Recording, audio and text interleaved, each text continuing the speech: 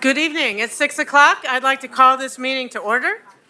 We'll begin with an invocation led by Councilmember McKenzie, followed by the Pledge of Allegiance led by Councilmember Ryder. Please rise as you're able. Thank you. Tonight we come together to conduct the business of the city of Knoxville. We ask that you give us the wisdom, the courage, and the conscience to do the things that we should do for all of those, especially the least of these. We ask that you protect those who have pledged to protect and serve us.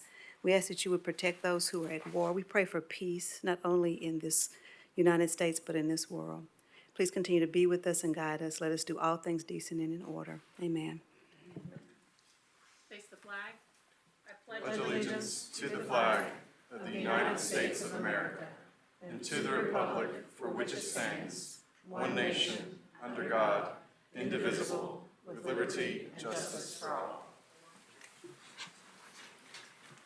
Okay, Mr. Johnson, would you please call roll?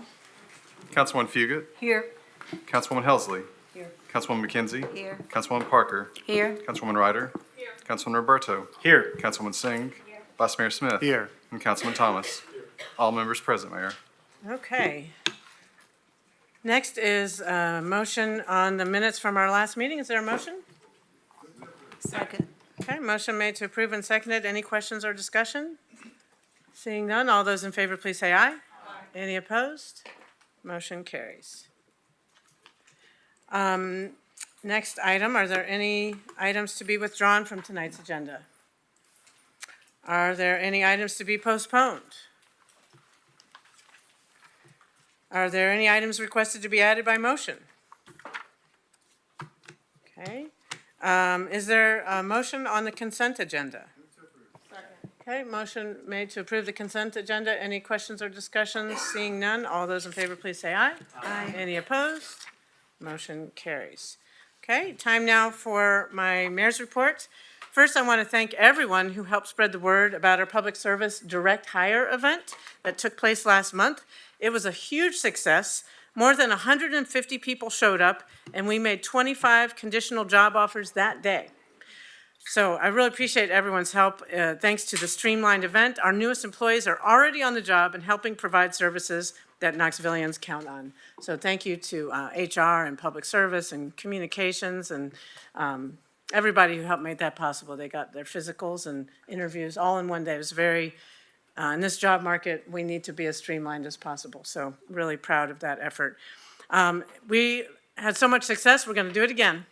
And the next department we're doing it for is the fire department. So the Knoxville Fire Department will have a recruitment expo February 26th from 2 to 6 p.m. at the Knoxville Expo Center. This event is a chance for people to learn more about the Knoxville Fire Department, explore the tools the department uses, talk with firefighters, and fill out an application for the next recruit class. Should be a fun and informative afternoon, and council members are welcome to come by. Quick reminder about our rules of decorum. Those who wish to speak, either to a specific agenda item or during public forum, need to sign up with the city recorder, Mr. Johnson, before 4 p.m. Do not use profanity, and when speaking to specific agenda items, you must stay on topic. Remarks must be germane to the question ahead of the assembly. That is, statements must have bearing on whether the pending motion should be adopted. Those who fail to adhere to these rules will be ruled out of order. For those who are listening, please note, if you disrupt a public meeting, you will be asked to leave or escorted out. I appreciate everyone's respect for these rules, and that concludes my mayor's report. Are there any reports of council members or committees? Vice Mayor Smith. Thank you, Mayor. On February 27th, Council will host a workshop in this small assembly room to discuss the Office of Housing Stability Strategic Plan. That is the shared Office on Housing Stability that is both funded by the city and the county, and we will discuss the findings from their multi-year research about what we need to do to improve housing in this community. So February 27th, 4 p.m. in this room, and the public is invited. Thank you. Council Member McKenzie? Thank you, Mayor. Just want to bring to everyone's attention as we are celebrating Black History Month, that there are a lot of wonderful events that are going on across the city.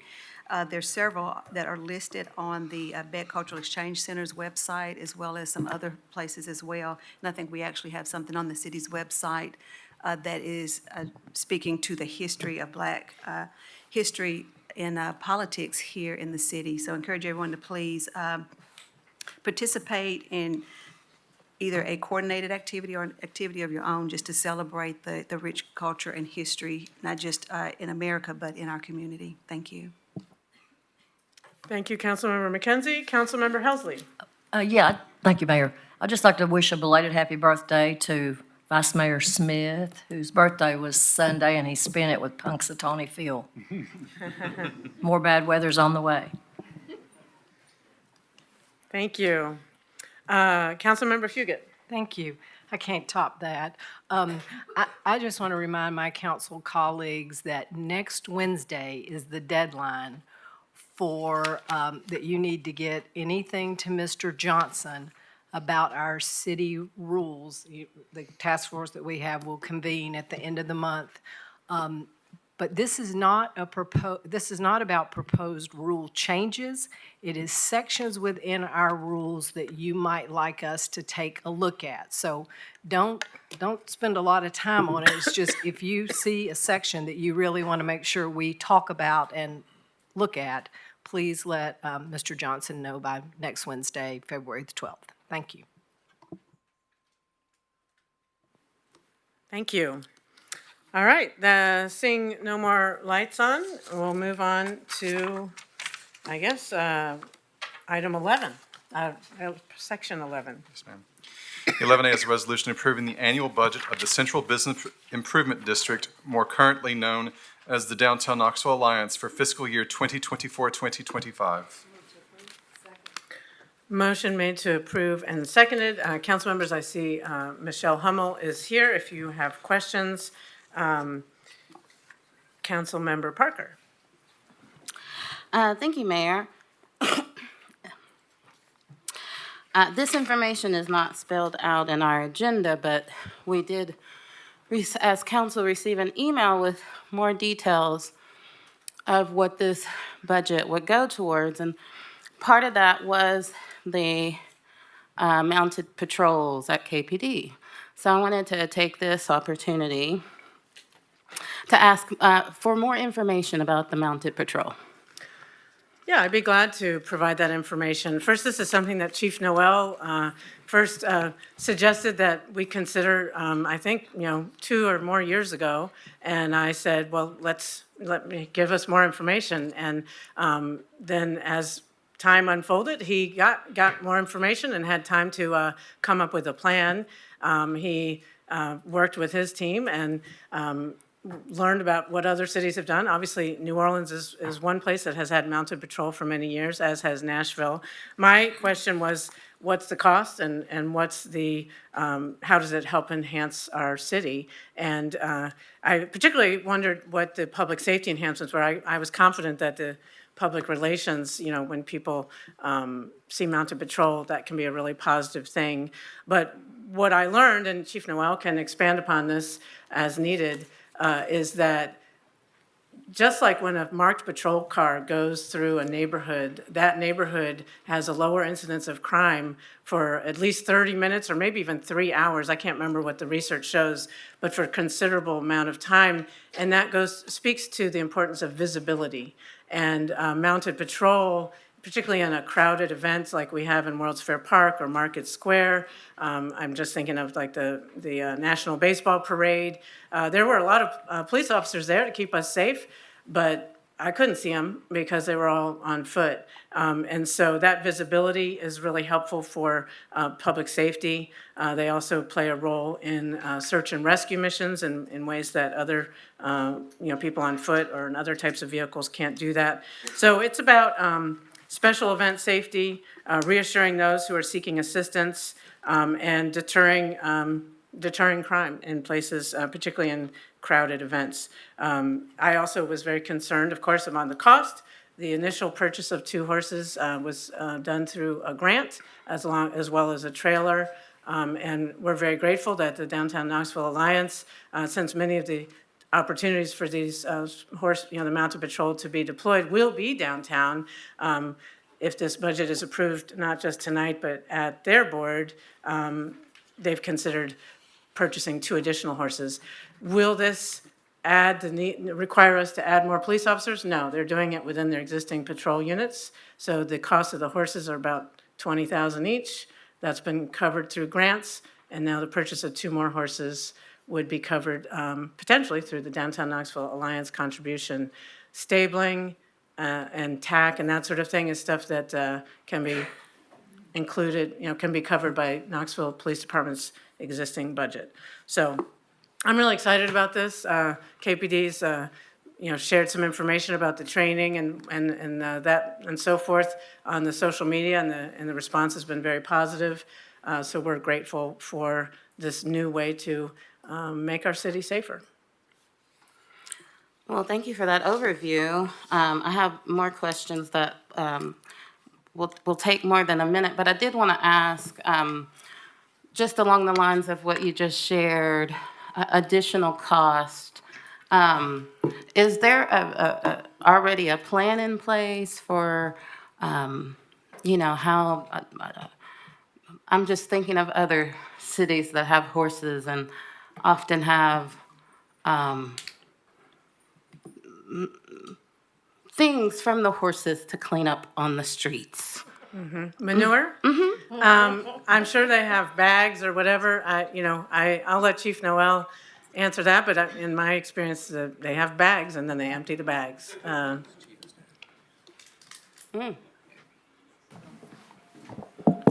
Yes, we have several options with that. The horses have bags, or I guess what they call diapers, that they could wear, that collected, or we could work with the service department or get cadets or a combination of the few, but we're not gonna leave horse manure all over the street, absolutely not. So that would be a KPD responsibility, not a public service department responsibility. Well, we're all one team. We'll work it out. I'm confident. I'll leave it there and then I'll come back with more questions. Okay, Councilmember Singh. Thank you, Mayor. Ms. Hummel, would you mind coming up? Hello. Hi. We started a conversation about parking for employees, mainly the hospitality workers downtown. Could you tell me how that discussion's going? Absolutely, and talking, I think it was David Brace that asked if we can also help look for some alternatives or some options for service employees downtown, and I know that there is a need. I'm gonna be talking with Tom with Walker Consultant next week. The programs I'm finding have not been, from what I'm understanding, has not been very successful, but that doesn't mean I'm not done researching, and I think the city's been doing some research as well. Another element too that I was briefly talking about, I think there is an element from the ambassador program where you can contact them and have the ambassadors walk the employees to their cars or visitors to the cars. So I think that is incumbent. We should do a better job to make sure our employers downtown and businesses know about that service as well. Yeah, I hadn't heard of it before, and it sounds great. Right. Yeah, thank you. You're very welcome. Councilmember Thomas. Yes, just a short note on the ambassador program. I didn't know until later on about its outreach to the homeless population. Yes. So it's not just a service for tourists or PR for downtown, but they actually engage on the street level in real time. They are very compassionate. Yes, they are. That we've seen that, and it really helped people get some documents and papers, and then put them in contact with the appropriate services agencies to help as well. Yeah, I'm glad to see that continued. Thank you. Okay, Councilmember Parker. One thing that I am pushing for and have pushed for, and this isn't a question for you, so Okay, you can good. sit Thank down. you. Yeah. One thing that I've talked a lot about is wanting us to have, culturally competent policing. And in preparation for today's meeting, I looked back through some old documents, including materials from KPD cultural competency training from 2017. And some of the language in there talks about how different communities have a different experience, understanding, relationship with law enforcement, and it's important to have that understanding and continually be open to refining your understanding of how different communities and individuals are perceiving you. And as we think about how to, when we are incorporating new services or new police activities, such as mounted police, I would want us, what I would hope is that we keep the diversity of our community in mind when considering those decisions. And when thinking about that diversity and thinking of that history, we have to acknowledge the history of police horses being used in oppressive ways. And some people having that association with police on horseback and may want more questions answered before this new thing is incorporated into our policing. For instance, when I saw this listed on the Downtown Business Alliance budget, and heard some of the reasoning behind at least the Downtown Business Alliance support for mounted police, it was hard for me to imagine how they would even be incorporated. Would they be making arrests? Would they be able to detain people? And if so, what does that look like? This doesn't necessarily have to be a bad thing. I'm opposed to it. But at minimum, there should be some sensitivity in how it's introduced into the community and a conversation. Some people may not feel safer with the introduction of police horses in downtown policing. I could imagine it used, in the urban wilderness, along trails that police vehicles aren't able to use on those trails, and making sure that people are safe and no one's injured along those trails. But in an urban area, to me, we're headed in that more oppressive potential use, especially when we're talking about an area of town where that is known for people sleeping in areas where you might walk in absconded ways. And I would just hate for a horse to be trampling through these areas when a more gentle human, right, should be searching through these areas where a human might be sleeping. So these are my concerns about mounted police. We haven't had a conversation as a city, and I'm not confident that we've taken into consideration any of these concerns that might exist in our community with mounted police. Thank you. Thank you. Councilmember McKenzie. Thank you, Mayor. I also want to add to the train of thought and direction of the conversation of Councilmember Parker. Will the mounted unit be specific to downtown and to outdoor activities, or will they be expanded into communities? So for the most part, the mounted unit will work downtown. There will be times when we'll bring the mounted unit out to other places. Like I can imagine, National Night Out Against Crime, where we're having an event at, Chihawi Park or West Hills Park, and we want to bring the horses out for the kids to interact with, stuff like that. There may be, other opportunities like that, but primarily they're going to be used downtown for a visible police presence. You know, the research shows that visible police presence goes a long way in being able to reduce crime. And having those mounted officers posted up downtown, very visible, very high above the crowd, is going to have a very positive impact on crime reduction. But you know, also I've worked in a city that had mounted patrols for the whole time I was there. You know, most people love the horses. They're drawn to the horses. It's a great conversation starter. And when you bring those horses out and people interact with them, it's really magical. I've seen horses walk through Bourbon Street, packed shoulder to shoulder, and they do a really good job of not, you know, stepping on anyone, interacting anyone. Obviously, we're fortunate enough here not to have those size crowds, but that's really not what we're looking to use them for here. We're looking to picture this as an augmented walking patrol. But if you take myself and Chief Powell, who's seated right there, and we go walk down Gay Street, we go walk down in the old city.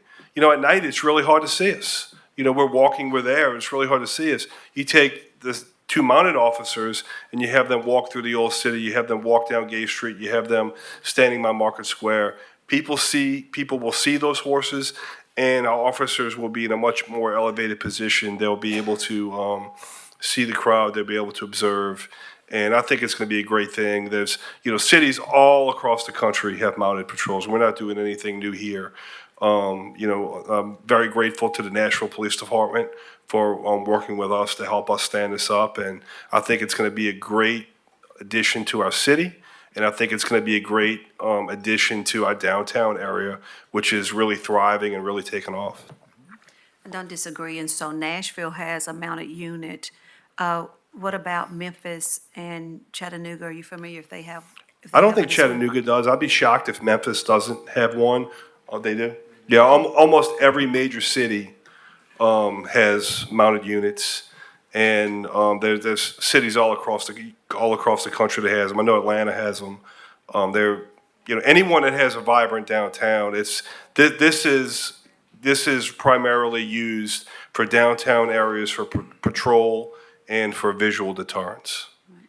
Okay, thank you for that. And could I ask Chief Noel and Mayor, if there's ever a time that they are to be expanded into communities other than for like a national night out or that type of event, could we be made aware of that in advance? Absolutely, yeah. Okay. Sure. I wouldn't be surprised if some neighborhoods invite us, you know, I think there'll be a lot of people wanting to bring them in for special events.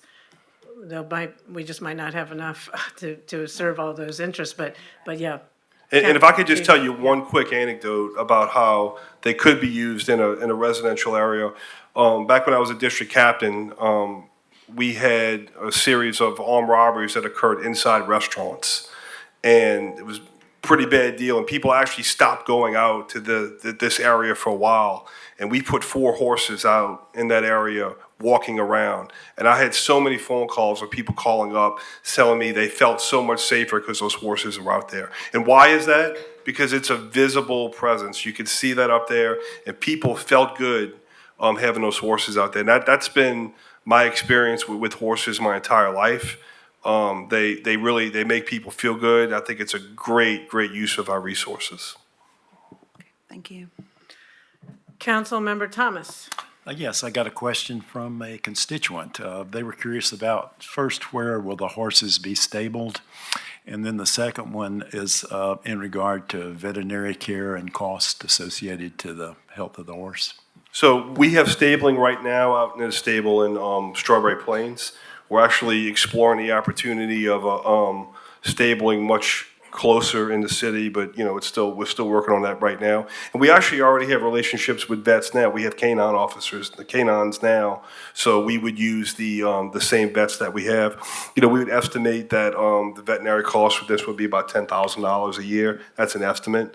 Depends on how often they have medical issues, but you know, we have a contract with a vet already for our canines. Yeah, and I hear you say you're already familiar with taking care of canines, and so this would be in addition to that. So, Absolutely. okay, thank you. Councilmember Ryder. Yeah, Chief Noel, I was going to ask you for an anecdotal story, like tell us something great that happened with him. You already answered that, so I won't call on you to do that unless you have another great story. But, well, I mean, we can do story time. I could tell stories all night, but I don't know if that's why y'all came. Okay. I haven't heard anything lately, and maybe I'm just not out and about. I just want to make sure, are the bike patrols, are we still doing that? And what's the frequency, and where are we implementing that? We do bicycle patrols all throughout the city, normally more when it's a little warmer. Than it okay. is now. We do have a couple electric bikes that we bought, which obviously makes it easier on officers to go up and down the hills and everything. And obviously extend the patrols for longer time. But no, we use bikes on a regular basis, especially in the parks. We do bikes downtown. Bikes are a big part of what we do, and that's going to continue. And still like in the greenways areas, because it's wooded and everything. So that's a lot of constituents would ask for them, like in the First Creek Greenway area, and I know that you were doing them on the Second Creek area as well. Sure, yeah, this is not replacing bicycles or anything like Okay. that. This is just an augmentation of what we're already doing. Okay, thank you for reminding me it is winter, and that's why I haven't seen them. Councilmember Parker. Thank you, Mayor. I think it's important to note that other cities that have mounted patrols have been mentioned, but several are deciding to get rid of their mounted patrols because of the cost. And there are shortages in police departments all around the country. And so when you have a shortage, it's hard to justify the cost of the horses and the maintenance, the vet bills, when that money could go towards actual individual officers. And the other thing is, when thinking about the baseball parade after the big win, there were a lot of people, but it was a calm crowd in good spirits. And another thing that I've read with police horses is that, in a large crowd like that, you may have people who do not respond as well to the horses as others, and gets them excited and agitated. So now we've had a peaceful parade that didn't that worked out okay, without the horses, but could potentially be introducing an element that would only, that could potentially bring agitation. Especially what I've read is if people feel like they're in a tight space and they're being corralled and there's this 10-foot officer towering over them on a massive, unpredictable animal, it tends to actually be concerning in those situations, and that's where we see unfortunate incidences happen. But let me ask this: how can we justify the additional costs towards maintenance of the horses when we are experiencing the shortage? Would this not be better used towards individual officers?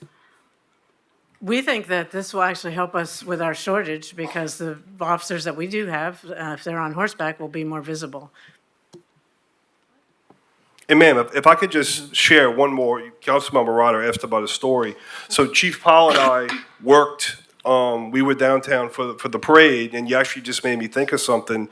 We walked into Market Square during the event, while the presentation was going on the stage, and we quickly had about 6+ people that were suffering from heat-related illnesses, and we were calling for paramedics. The paramedics could not get to us, and that would be one example where if we did have horses there, a horse would walk in single file with the paramedics filing behind them, and that would be a way where we would be able to get paramedics to a place like that. Those paramedics could not get into that area with the stretcher. We actually had to go through the subway and go out the back to get people out. In fact, Chief Powell helped the paramedics carry one person out in a chair from the Subway restaurant. So I've seen horses do that very safely, very effectively, countless times. And like I said, I've seen them walk through a packed Bourbon Street and never had a problem. They are tremendously valuable for being able to maneuver through crowds safely and efficiently.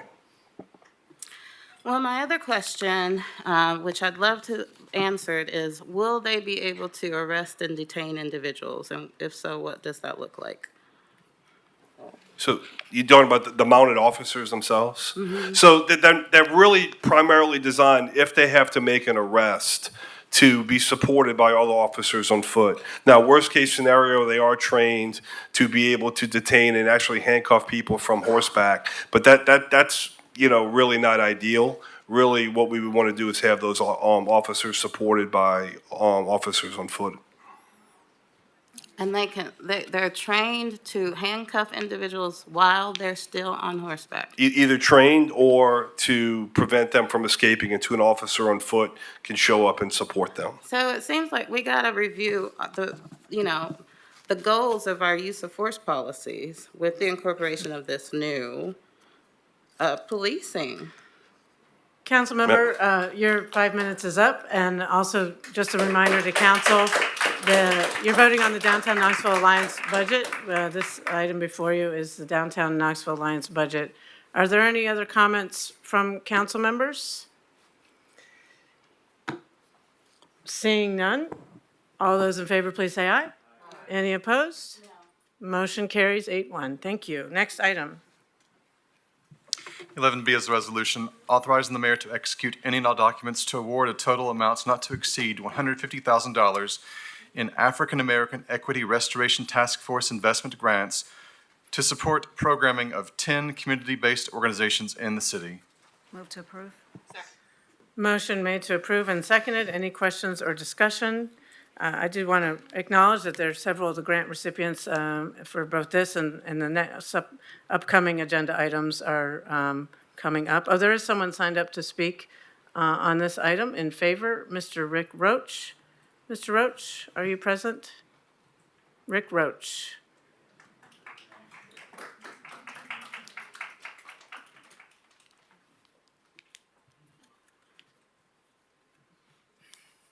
Rick Roach, Knoxville. I've always had a problem with the formation of the African American Equity Restoration Task Force because you operate in obscurity. If you were to ask anyone in the city of Knoxville, the majority would say, "What the heck are you guys doing?"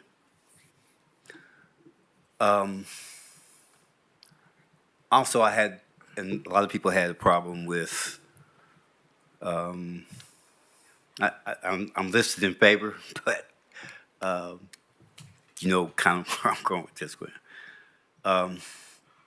The formation.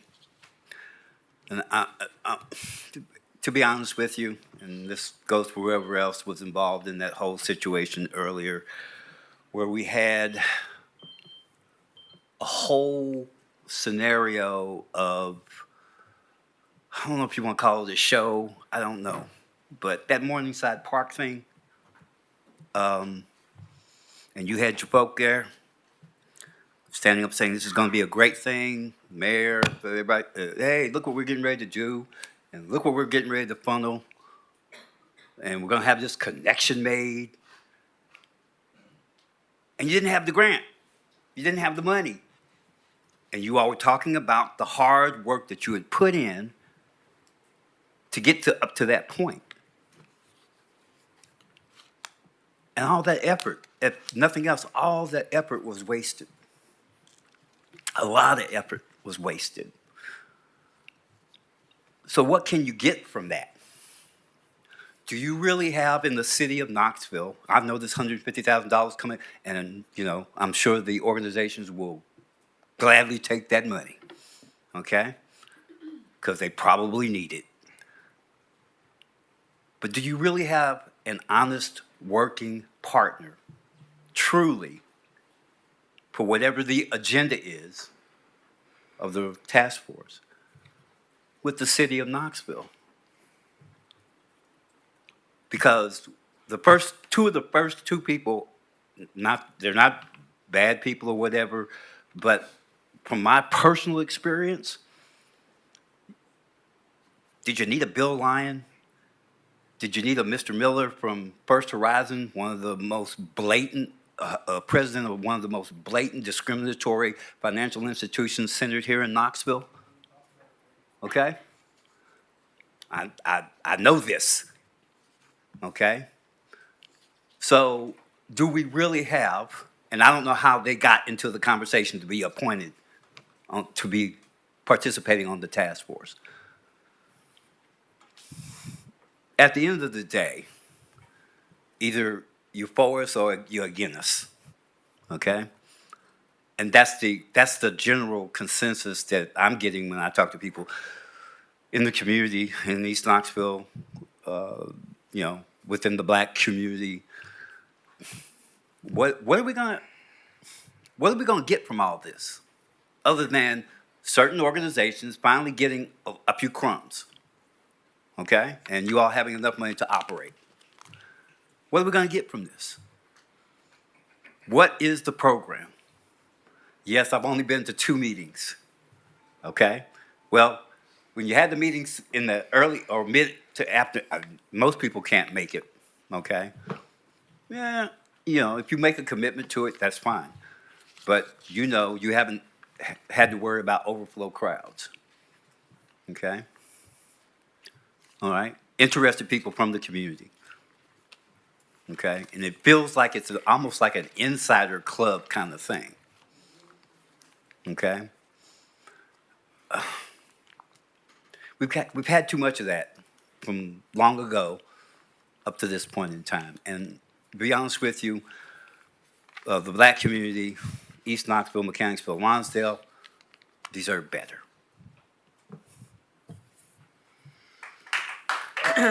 Thank you. Just a point of information for those who may not be familiar and watching us either here or on Knoxville Community Media. All of the African American Equity Restoration Task Force meetings are publicly noticed. It's open to the public and the media. I believe they're streamed.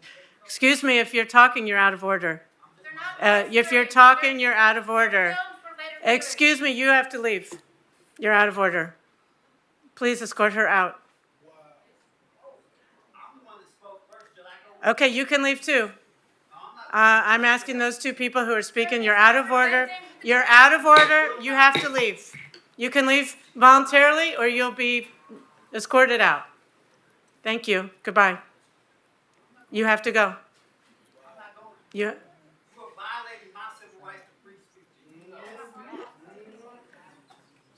Okay, I was just saying that these meetings are open to the public. They're streamed on Knoxville Community Media. They're not. They're recorded and, for later viewing. They're also And you were trying. They were trying to correct you. Members of the And the the misinformation. task force are reviewed and approved by this council. So just wanted to make that point of information. Councilmember Ryder? Yeah, so I'd just like to state for everyone, I'm one of the people that has asked the mayor, when people are talking, I can't hear. So there's no point in having a conversation, there's no point in being here if people are gonna talk over people. Councilwoman Parker, you clearly had correct information and want to correct the mayor, you had your light on. You can also say, you're wrong, and you can say it. I did. So we When didn't have not to kick over them someone. out of the room. It was ridiculous. Well, every week, people have to come and Every talk week, over y'all me. are ridiculous. Every 2 weeks. Y'all are in here having hissy fits. Councilmember Ryder, the floor is still ridiculous. yours. I'm The pretty floor is sure yours. I'm not having a hissy fit I'm right pretty sure now. you are. I'm pretty sure. Well, Councilwoman, you know, Mayor, Vice whose Mayor turn? Smith? I'd it's like- my turn to speak. I have Thank you. 4 minutes and 9 Point of order, seconds whose left. turn is it to speak? Councilmember Ryder, you Thank have the you. floor. I think it'd be good for all of us to wait. I just wanted to question something. So I believe the $42.6 million grant was referenced by the speaker. Did we get that grant? What is the status of that grant? That's the Reconnecting Communities Grant. It is in process, we've been awarded the grant. As you know, there's, some slowdowns in DC right now. So, but we anticipate moving forward with that. We have support from our delegation in DC, and it's And it's also something that the African American Equity Restoration Task Force reviewed and supported as well. And when we got awarded, they celebrated right along with KCDC and the city. So yes, that grant is part of it, and we're looking forward to moving forward with projects in this calendar year, hopefully. Okay. I just wanted confirmation it was awarded. I know that everything is in limbo federally at the moment. Yeah, thank you. Councilmember Parker? Well, first of all,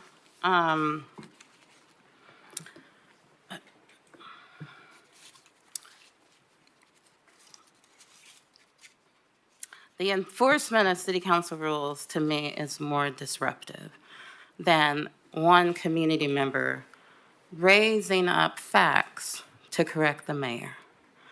That really should not get someone kicked out of a meeting. As soon as you say, "Excuse me, please be quiet," within 10 seconds, the person has stopped talking, and we can go on with our meeting. When that doesn't happen, we end up talking about it for another at least 5 minutes. So it's a major disruption every meeting. And even, in my job, I actually do trainings on how to run good meetings. I invite you all to come to one of those trainings. And this ain't it. This ain't how you run a good meeting. It doesn't make people feel welcome. It doesn't make people feel able to engage with their government. It doesn't allow us to get our work done in a more efficient manner. It's not a good way to run a meeting. For this issue, I received complaints from applicants who, I'm not even going to say who was given wrong information or who was not. But ultimately, their final report for previous year's funding was not required to be submitted before decisions were made on this year's funding. And so there were complaints about this not being a fair process because they were not able to present their final report before the task force and before the task force made their funding decisions for this year. So I'm very concerned about this. I did reach out to Director Middlebrook, and I understand that the grant cycle, the dates were moved this year, but I'm concerned that this could happen again next year, because in sharing my concerns of the community member, it seemed like the same process would continue moving forward, and there were no issues found with the current process. So, Director Middlebrook, would you mind speaking to that? So as I said in the email, if you all recall, last year was 2024 was the first year of the African American Equity Restoration Task Force grant program. Those awards came before you all late in the budget year. As a part of our consolidation of the Office of Community Safety and Community Empowerment into the Office of Community Safety and Empowerment, one of the things that we worked on as a department and talked about in terms of our internal efficiency and in terms of efficiency and alignment with the budget year and the ability to get awards reviewed and funding out to community organizations in a way that met their programming needs, that it was most efficient to consolidate most of our grant funding opportunities, which moved that funding opportunity from the spring to the fall this year, recognizing that that move the review would occur prior to the project, end of project reports being submitted. Those reports were not a consideration for any applicant. There are multiple applicants that applied that had received previous funding, and so those reports, whether they had been submitted or not submitted, could not be considered and were not considered as a part of our review process because it would have been unfair to consider those reports and factor them in that not all organizations had submitted them because the deadline had not passed. And so that was the circumstance with the reports not being considered, but they were not considered for any applicant, whether they had been submitted or not. And so do you plan to have the same process for next year? It is our intention at this point to stick with the same timeline. Once reports are submitted, then they can be reviewed as a part of the grant review process. The entire timeline has shifted, and so they can be factored in as long as that submission deadline is ahead of the grant review process. We are always continually assessing our processes to make sure that they are more efficient, that they meet the needs of our internal staff as well as the community partners that we serve. And so we continually review and look for opportunities to improve the process. But at this point, it is our intention to continue offering that opportunity in the fall of each year. Councilmember. Late fall, early winter, sorry. Yep. Councilmember McKenzie. Thank you, Mayor. I think that Deborah Porter is here. I know that Tanisha Fitzgerald-Baker, I believe, had to leave. Could you come to the podium and just speak briefly about the task force? I know Mr. Roach was saying, the process to become a member of the task force. I do know that people did turn in letters of interest initially for consideration to be on the task force. I know that currently there are going to be breakout subcommittees as well. Could you kind of just speak a little from a high level and just give an overview, please? Right. Deborah Porter, 104 Lakeside, 37914. Good evening, everyone. I am the co-chair of the African American Restoration Task Force, and yes, it has been a long process because in the beginning this is a first, so there were rules that we had to put in place, there was bylaws, administration, and yes, it took a very long time, at least 3 years to try to get it off the ground. But once that has happened and the task force members were in place, as Councilwoman McKenzie said, voted on and recommended to the mayor and to the council those members.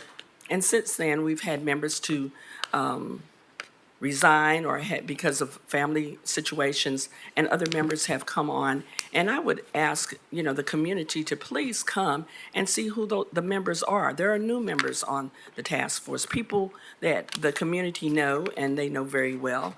But the whole process has taken a lot of time.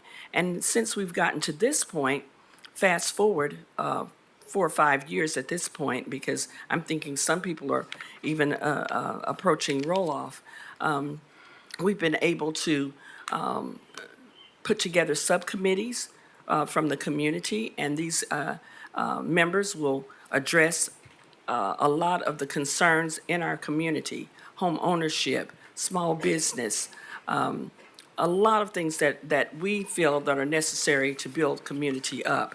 So at this point, their regular meetings, the meetings have not stopped. They're monthly. Now, we will change our meeting dates because the subcommittees will be coming on. But we will meet next Monday. And then, of course, we'll alternate with our subcommittees as well. So the meetings are open. They're at Pellissippi State, 5:30. I think Mr. Roach was saying, the timing is not accessible. 5:30 on up to whenever we finish our business. And so they are accessible to the community. You may not be able to come at 5:30, but come at 6 if you can't get there at 5:30. So everything is above board. There's nothing behind the scenes that isn't open. The process for the grants, an open process. I think we closed the grant process this time at, let's see what time, December the 5th, if I'm not mistaken. So we had the process for the grants. Then, of course, we had the time that at the end of December, still taking reports. So everything is open and above board. And I think that we need to, community needs to come and see. A lot of times it's just by word of mouth or hearsay what people are saying. Come see for yourself. Thank you. Thank you, Ms. Porter. We appreciate your service on that task force. Councilmember Parker?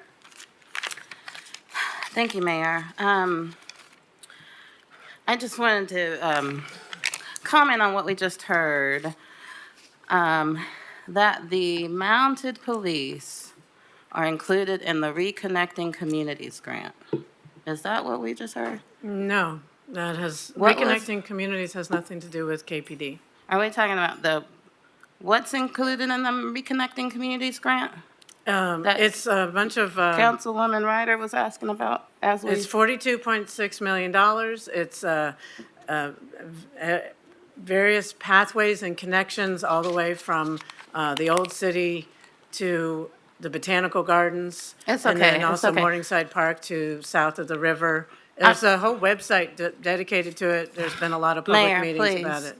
It has nothing to do with KPD. I'm just responding to what Councilmember Ryder referred to. I'm just trying to clarify what she was referring to. She said a grant. Mr. Roach was directing comments about the grant and the press conference. He was talking about, Councilwoman McKenzie, did I hear correctly? He was referring to the press conference in Morningside Park when the grant was awarded and announced, and I heard him say that we didn't get the grant and that I was confused by what he said. So I just Okay. wanted clarification that we didn't get, That we did indeed get got the the grant. grant. Okay. Not about Thank you. horses. I thought you were connecting it to the previous agenda item, and I wanted to clarify that. I'm glad I did. Thank you.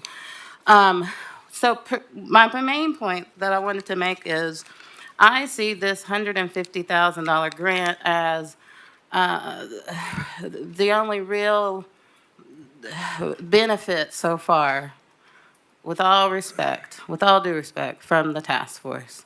I don't think there's any surprise of how disappointed I was in the Reconnecting Communities grant being connected to the work of the task force. Because as was listed out by the mayor, so much of that grant is outside of the impacted community area. I mean, the bulk of it goes towards the bridge. So it's important that this grant is. Just a point of information, the RAISE grant is different. and No, that's not the pedestrian RAISE bridge, grant, yeah. the linear park. Doesn't that Reconnecting Communities grant include the linear park? Yes, some portion of that is the park. Others are, East Knoxville Greenway connector and, other elements near First Creek, on through Harriet Tubman Park. Right, yeah, no, but So it's not good chunk mostly a of it is bridge. not, it's not for East Knoxville. So, it's important that this $150,000 or whatever y'all are willing to allow to be granted to the community is a process that's fair, that the community can participate in, and hopefully has as far reach as possible if that's all we're going to get from the task force. Seeing no further questions, all those in favor, please say. Mayor. Oh, sorry, Ms. McKenzie. Yeah. Councilmember McKenzie, sorry. Thank you, Mayor. I'd like to ask Tanisha Fitzgerald Baker to come to the podium, please, if she's back in the room. Okay.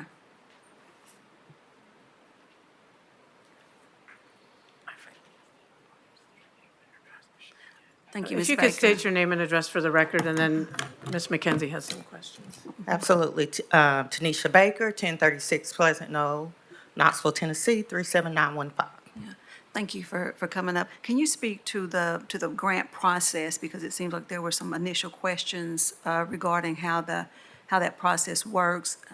Could you just give us an overview of that, please? Sure. So through the process, we have a committee, an investment committee, to review the applications. I'm not on that particular committee, but I will say I heard a comment brought up about any modifications to the process. So one thing moving forward that I've asked is that the scoring in the rubric be provided on the front end so people can assess the fairness and the criteria and try to meet that to the best of their ability.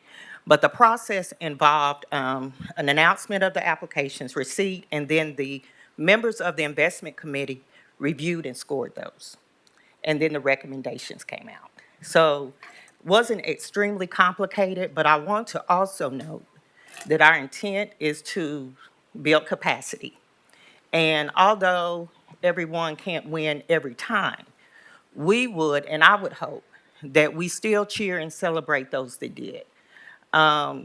We're hoping for continual investments, and also the grants are an opportunity to build recognition and interest for the work that we're doing, and also for the groups receiving the money. So that's a big part of, and it might seem like crumbs to some, but I am sure it is significant to others. Any other questions? Thank you. Thank you. Thank you, Ms. Baker. Seeing no other lights on, all those in favor, please say aye.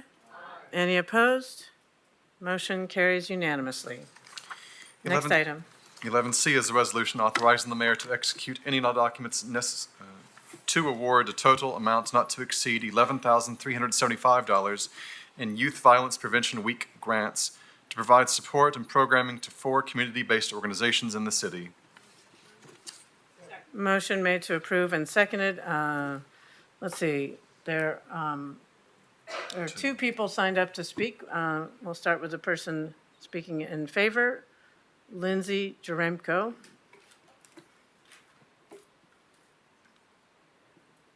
Hi, Lindsay Uremko, 1750 Hillwood Drive. I just had one question about this grant, which is if there could be some clarification.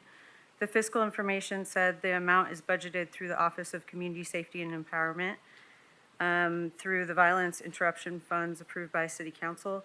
So the clarification I was hoping for is this paid for with the Department of Justice Programs grant, which was a $2 million grant that City of Knoxville received that was approved by council in May of 2023. And that grant's supposed to run from 10/1/2023 through 9/30/2026. So it's a $2 million grant. Seems like it would be a good fit for this one, the previous agenda item, the one after. But it's my understanding that we haven't spent any of that money yet. So I was hoping to get clarification on if this falls under that. Thank you. Next person signed up to speak on item 11C is Nzinga Amani. Nzinga Amani, if you could come to the podium, state your name and address for the record, and you'll have up to 5 minutes to address council. Nzinga Amani, 1312 Hawthorne Avenue. Before I get into it, Mayor, you have been fully out of order today. You have repeatedly interrupted Ms. Parker when she was talking. It was wrong for you to kick out Lee and Rick, especially when Lee was correcting your misinformation. So that is unacceptable for a so-called leader in our community. So before I get started more specifically, I fully support violence prevention. I just believe that we can do so much better. And this is relevant, but I want to touch on the situation with these horse cops. You're visible enough.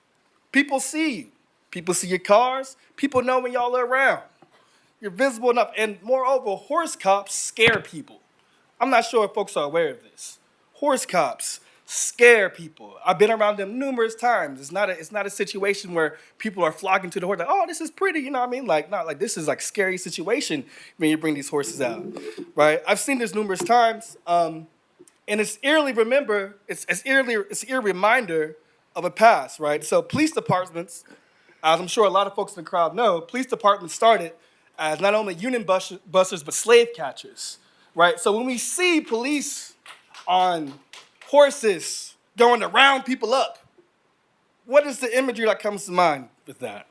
I've seen horse cops in the streets numerous times. It only escalates conflict between cops and civilians. And honestly, they're only useful if you're willing to trample over people and threaten to trample over people. I know y'all already signed for this. I just thought that was useful to bring up. Because while we are funding so much money for horse cops, and every year police funding goes up and up and up, right? We are not seeing that same commitment towards violence prevention and towards community support. So even with this funding, the funding on the previous line item and the funding on the next line item, we still have a vastly inequitable, unfair, unjust budget. We have a budget that clearly prioritizes mass incarceration in our city over housing and the needs of our city. So, I'm glad that we have some money, but these are crumbs. And crumbs can have a big impact, but they are crumbs nonetheless. Let's just keep it real. So, to the folks in the community, to the organizations who have been able to actually get in position to get this money in this line item or the one after the one before, right? I tell y'all, keep it up. Keep advocating for what your organizations need and don't just settle for the crumbs the city gives you. I understand you gotta make some deals, you gotta keep the lights on. But we need to be advocating for what we need, making it clear, so that way when we transform city council this year, we can transform our city with your help and work together. So I'm glad y'all passing this money, but these are still crumbs, and we need to see a lot more from our city that shows y'all have an actual commitment to violence prevention. Council, that concludes the people who signed up to speak to item 11C. I just wanted to give a little context. Every year, in recent years, we have provided grant funding to local groups working to reduce youth violence in our city, and we also listen to the community and tweak our grant cycle to make sure that we are best meeting the needs. So these two grant programs, items C and D, we typically award around $250,000, and that is the same rough amount that we are awarding or proposing to award this year. But based on community input, we are putting more of that $250,000 into the Opportunity Youth Program because that serves our young people for a more sustained period of time. And the Youth Violence Prevention Week programming will still be receiving grants, but that is, we just tweaked that based on feedback we got from the community. I do want to publicly thank all the organizations who applied. We appreciate all you do to help the young people in our community. Ms. Parker. Thanks, Mayor. I agree that our violence prevention and interruption funding should be higher, and I still agree with Councilmember Singh's proposal that we should make it a goal to try to reach 10% at least of public safety funding for these programs that will address the root causes. And expanding that more into housing and other social services. But my other question is, I'm noticing fewer grantees in certain areas, but I know there's changes being made to these funding programs, so perhaps they're shifting to other places. But could you share with us what you are seeing since this program's been in place? Are the number of applications going up? Has it stayed around the same? Are they going down? Is it the same groups, new groups that are coming? Are we building relationships with certain groups? Are we seeing groups come one year and then fall off the next? What are we seeing in terms of who's applying? Ms. Middlebrook? Yes, ma'am, thank you. We do see variation in the groups that apply. In previous years, for Youth Violence Prevention Week specifically, we usually have around 10 or so, sometimes 13 applicants. This year, I believe we had 8 applicants for that program. Many of them were returning applicants. Some of them, I believe, were new. The Youth Violence Prevention Week, for clarity, the Youth Violence Prevention Week micro grants are really just a boost for community serving organizations to provide programming in commemoration and observation of Youth Violence Prevention Week, which is a national initiative. It is not designed to support long-term sustained programming. It's really designed to spur programming, events, activities, resources that can be designed to reach the broader community, whether it's young people, educators, parents, faith communities, whomever, to educate them on needs surrounding any form of youth violence. So it is not specific to community-based violence. It could be bullying, it could be any number of things. And so it's really just to boost and encourage our community to participate in programming during Youth Violence Prevention Week in coordination with programs and services that the city of Knoxville specifically and directly hosts ourselves. And so it's an opportunity for us to not only provide programming that is sponsored through the Office of Community Safety, but also to support our partners in the community who may want to do some additional observance and programming during that week. And I think as kind of noted in the email that I sent to council, this year, for all of our grant processes through the Office of Community Safety, we use members of the community to review those grants. For the task force, as you heard, it was members of the investment committee. For Office of Community Safety grants, we pulled in some subject matter experts and young people to help to review those grants. And this year, they felt really passionate about directing additional resources to the Opportunity Youth Engagement Grants and only selected 4 of the 8 applicants to receive Youth Violence Prevention Week grants. But on average, like I said, we see usually around 10 or 12 applicants. This year, we received 8 for Youth Violence Prevention Week. Thank you, Ms. Middlebrook. Ms. Parker, any further questions?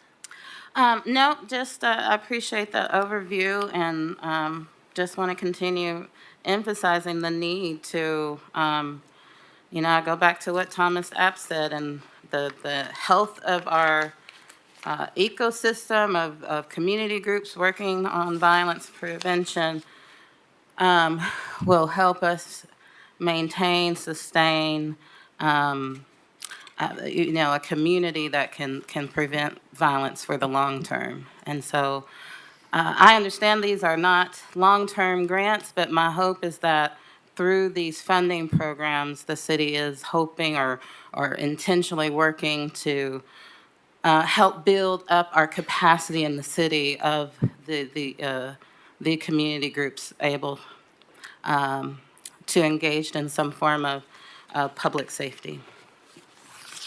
Community-based, community-driven public safety. Okay, seeing no further lights, all those in favor, please say aye. Any opposed? Motion carries. Next item, please. 11D is a resolution authorizing the mayor to execute any and all documents to award a total amounts not to exceed $234,841 in Opportunity Youth Program grants to support programming for youth and young adults to 10 community-based organizations in the city. Move to approve. Motion made to approve and seconded. Councilmember McKenzie. Yes, Mayor, I also would like to move to make a correction. That's actually 13 community-based organizations, not 10. Ms. Middlebrook brought that to my attention. Okay, a motion to amend the number from 10 to 13 has been made and seconded. Any questions or discussion about the amendment? Seeing none, all those in favor of this amendment, please say aye. Aye. Any opposed? The amendment carries. Now back to the original motion as amended. Councilmember McKenzie? Oh. Any other questions or discussion? Seeing none, all those in favor, please say aye. Any opposed? Motion carries. 11E is a resolution authorizing the mayor to enter into an easement agreement to allow a proposed canopy encroachment into public right-of-way at 1900 Cumberland Avenue, 1st District. Motion made to approve and seconded. Any questions or discussion? Seeing none, all those in favor, please say aye. Any opposed? Motion carries. 11F is a resolution authorizing the mayor to execute an agreement with Cannon and Cannon Incorporated in an amount not to exceed $130,000 to provide professional design services for the First Creek Greenway project. Motion made to approve and seconded. Any questions or discussion? Seeing none, all those in favor, please say aye. Any opposed? Motion carries. 11G is a resolution authorizing the mayor to execute an agreement with Tool Design Group LLC in an amount not to exceed $187,500 to update the city's bicycle facilities plan. Motion made to approve and seconded. Any questions or discussion? Seeing none, all those in favor, please say aye. Any opposed? Motion carries. 11H is a resolution authorizing acquisition by condemnation, if necessary, of a fee simple interest in certain property located at 2004 Highland Drive believed to be owned by Stephen A. Mitchell, deceased, at an estimated cost of $165,000 as recommended by the Abandoned, Blighted, and Vacant Properties Committee, 5th District. Motion made to approve and seconded. Councilmember Thomas? Yes, Mayor, there's some slight corrections that need to be made, and I've had a statement here from the law department that's been vetted. So I would like to make a motion to amend with this language. I move to amend the 9th preamble clause of the resolution by striking out the words, "the Knox County Property Assessor's appraisal, value, and anticipated fee," and inserting the words, "a fair market appraisal dated 12/12/2024. I move to amend Section 3 of the resolution by striking out the word Stephen with a V and inserting the word Stephen with a PH. Okay, motion made to amend, as Councilmember Thomas read, and that law school training has come into action. It's been made and seconded. Any questions about the amendment? Seeing none, all those in favor of the amendment, please say aye. Aye. Any opposed? Okay, now back to consideration, the amendment carries. Back to the original motion as amended. Any questions or discussion? Seeing none, all those in favor, please say aye. Aye. Any opposed? Motion carries.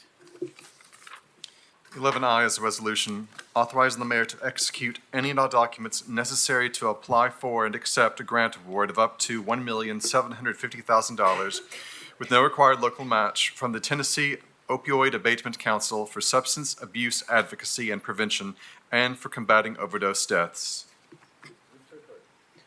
Motion made to approve and seconded. Council members, we have some members of the community signed up to speak in opposition to this item. First is Elizabeth Rowland. Ms. Rowland, you have up to 5 minutes. If you could start by stating your name and address for council. I'm Elizabeth Rowland, 37918. I'm here as a member of Knoxville Heart. I won't spend a lot of time going over all the details in the grant request because of limited time. We do have concerns with the details, though. We are concerned by the misuse of the term harm reduction multiple times throughout the application. We are concerned by the plan to use co-responder police officers to gather intelligence on drug traffickers when they should be fully focused on supporting the needs of people in crisis. Such intelligence gathering is totally contrary to the idea of harm reduction. We have other concerns as well that I don't have time to go into. The first major point I would like to highlight is that the application period for the Tennessee Opioid Abatement Council Communities Grant Cycle 2 is over. The application period started October 2024. I confirmed with the Abatement Council by email that, quote, "the Opioid Abatement Council is currently not accepting any applications at this time," end quote.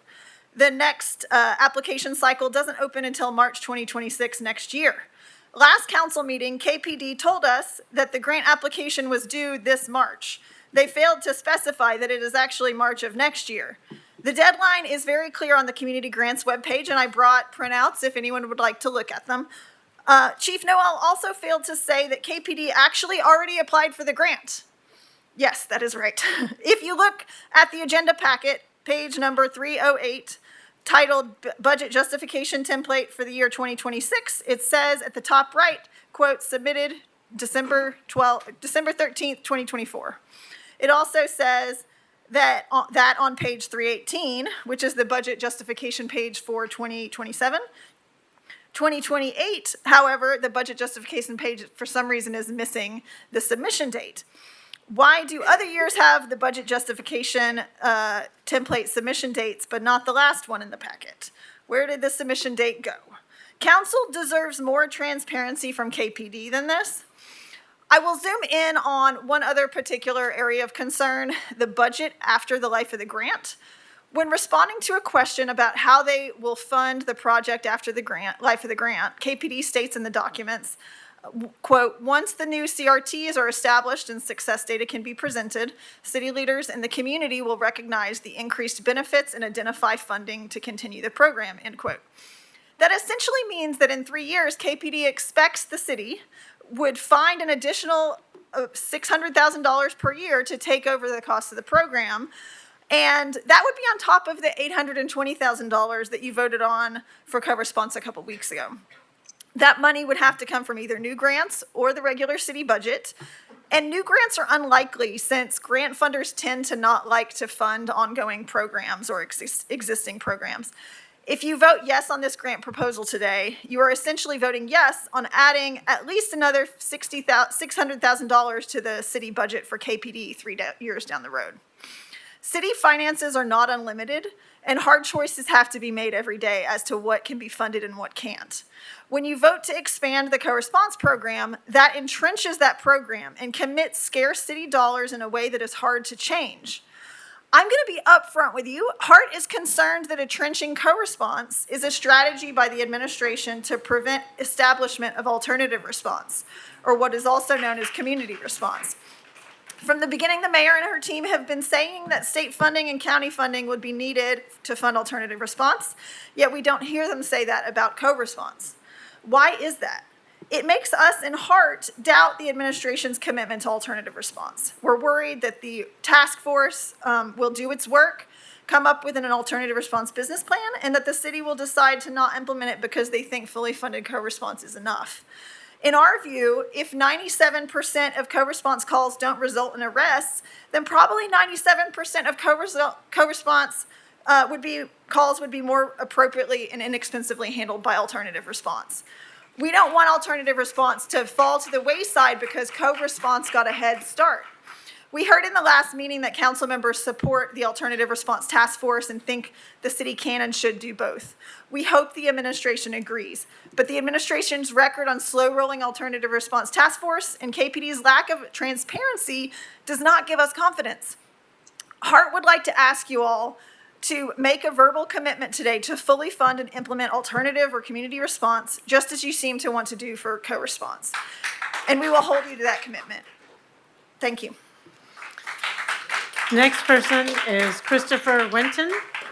Christopher Winton. You'd start by saying your name and address for the record, and you'll have up to 5 minutes to address council. Christopher Winton, Knoxville, Tennessee, and 37917. Good evening. My name is Christopher Winton. I am 15 years old and a part of the community defense team of East Tennessee, otherwise known as CDET Next Gen, and I'm a youth ambassador. Hello, Knoxville City Council, and thank you for the opportunity of being able to address you today.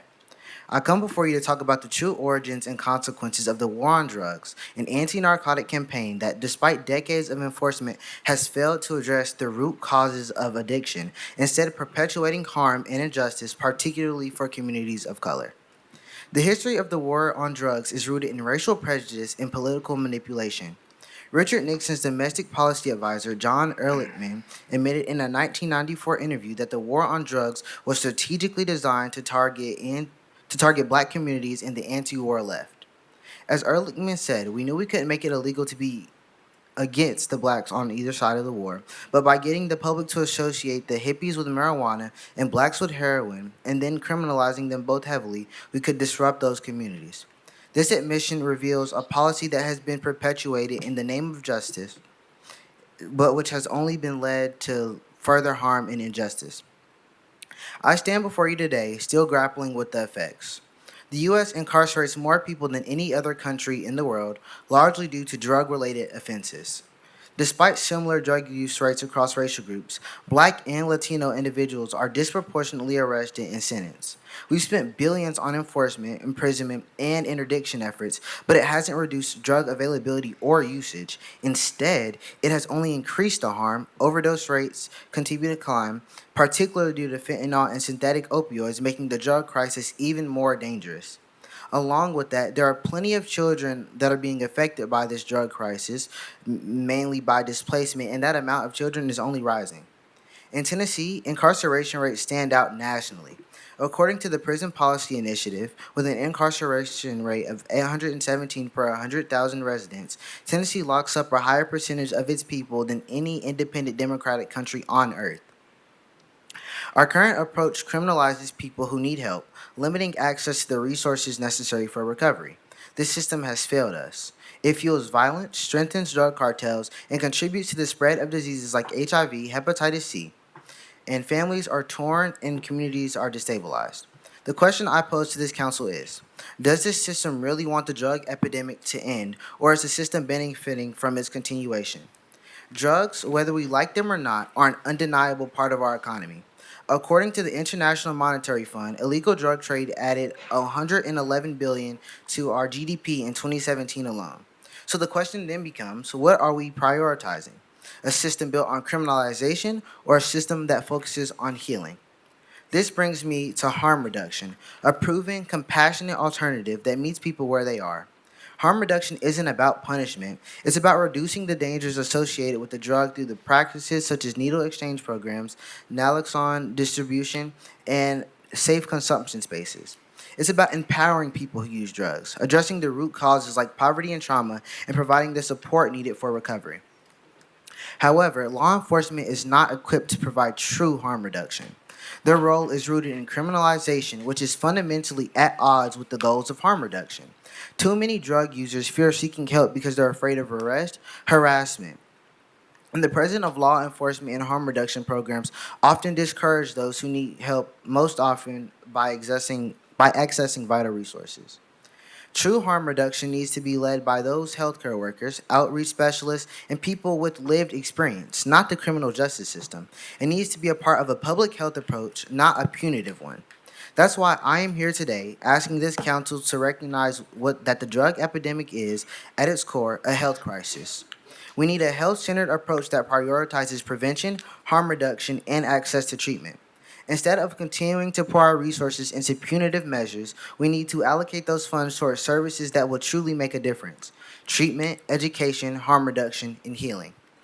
I ask one of you to submit a resolution recognizing that the drug epidemic is a health crisis and committing to the allocation of resources toward prevention, harm reduction, and accessible treatment services in mental health. We can't continue on this path of criminalization and suffering. It's time for change, and it's time for Knoxville to lead the way in creating a compassionate, effective response to this crisis. Thank you. Okay, the third person signed up to speak is Hannah Freeman. You're out of order. You're out of order. Please leave. You're disrupting the public meeting. It's time to go. The woman there on the right. Thank you.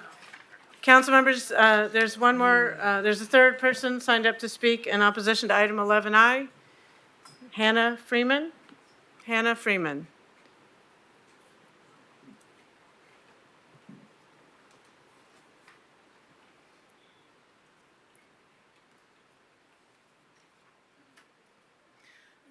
Ms. Freeman, if you start by stating your name and address for the record, and you'll have up to 5 minutes. Yeah, I was waiting for the disruption there, sorry. Hannah Freeman, 37924 currently. I'm appalled. I don't know what I showed up to tonight, obviously. I came to speak on this because this is wild, ridiculous. What you have here doesn't exist. There's no application that has been filled out. The application period closed in October.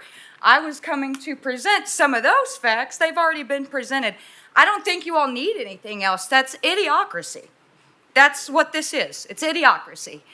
All night's been idiocracy. The only outlier we have among us is Amelia Parker, so thank you for being that for us, because tonight, this is crazy. I've met with a lot of you all and talked to a lot of y'all on a personal level about the tenants union. And I'm here, KPD is all over this city council agenda tonight, right? That's not deniable, we're not hiding. And I have my grandfather is a retired KPD officer. I have absolutely nothing wrong with protecting and serving. What I have a problem with is we're not protecting and serving people with mental illness by bringing a police officer to their door when they're having quite literally a mental health crisis. Police officers aren't trained for that. My grandfather would tell you he's not trained to do that. Why would we do that?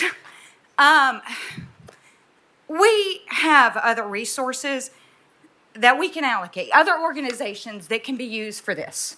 This is not okay. Kicking people out of the meeting for voicing disagreement is not okay. If you can't handle being heckled. You can't handle being a politician. You can't run a meeting. And you're smiling and you're coy, and I know that, Mayor, but people are talking and looking, and we're paying attention. And we can call a revote, and I know you've heard that before. I was on your side for a long time. I just think that this has gotten out of control. You all are a large part out of check. I feel like when people are getting kicked out for just literally saying a fact, a lot of y'all know Lee, right? She's a very nice person, right? She means no harm. You all, she would never harm anything, right? Rick quite literally helped with Park, comes and voices his opinion all the time. And it's just, I don't know. I'm stunned because I came to talk about something else. And now I'm jumbled up.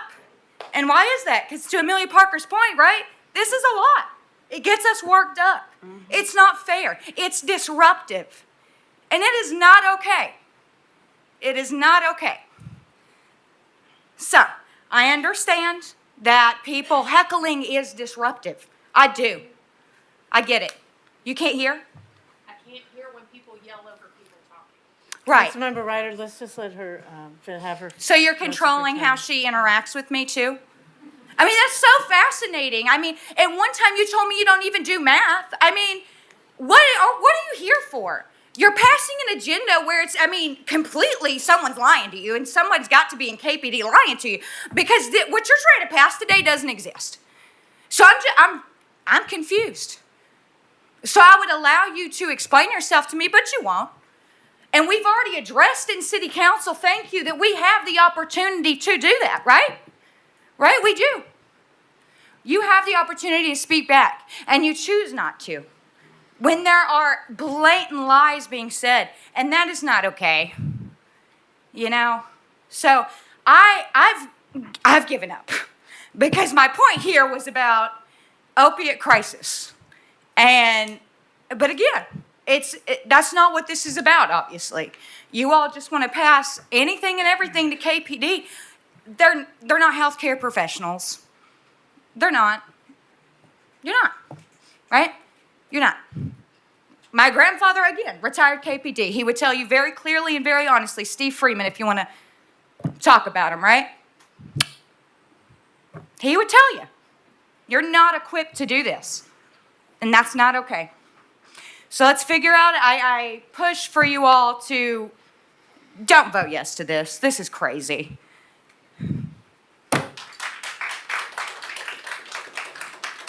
Council members, just wanted to provide a little context. First, I want to say that you did not have enough information at your last meeting. There were some shortcomings on our side, so I apologize for that. And I think that has been remedied, and you have more information, hopefully enough information to make a decision.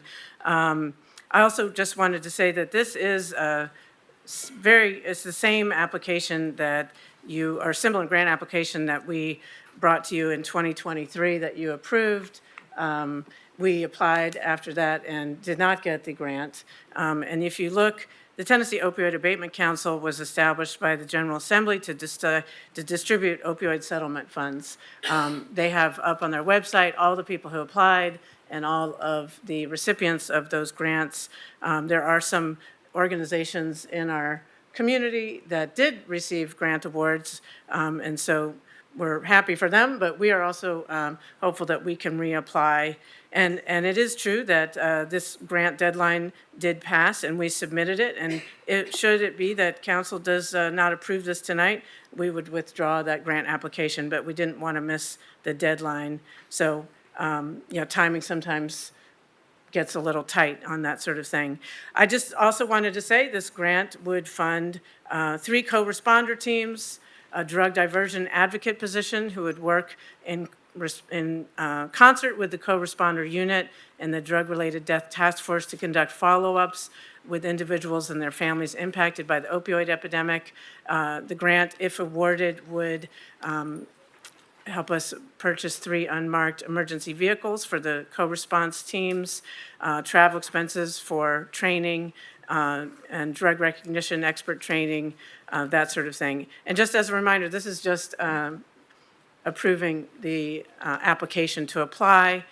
We hope we'd get it, and if we do get awarded, the grant would begin in 2026 and run through 2028. And just, again, I think this was mentioned in a different agenda item last time, but I am incredibly proud of our co-response teams. We have some members of that team here with us today. In the time that we have started this program, they've made over 4,000 calls, and there's been 0 uses of force by co-respond officers last year. Only 3% of those 4,000 calls resulted in arrest. The other 97% resulted in people getting connected to mental health services that they need. And again, as a reminder, this grant application in no way impacts our ability to continue moving forward with the examination and exploration for how this community might pursue an alternative response. There's members of the medical community, the healthcare community, the Knox County Health Department, and many others on that task force working to think through how that might happen. Councilmember Parker. Thank you, Mayor. I want to reiterate something said by Elizabeth Rowland, who spoke during public forum. And could you bring your handouts out, actually? And if we could pass those around so that we could go ahead and have that. Who can I give this to pass around? Thank you so much. Yeah, awesome.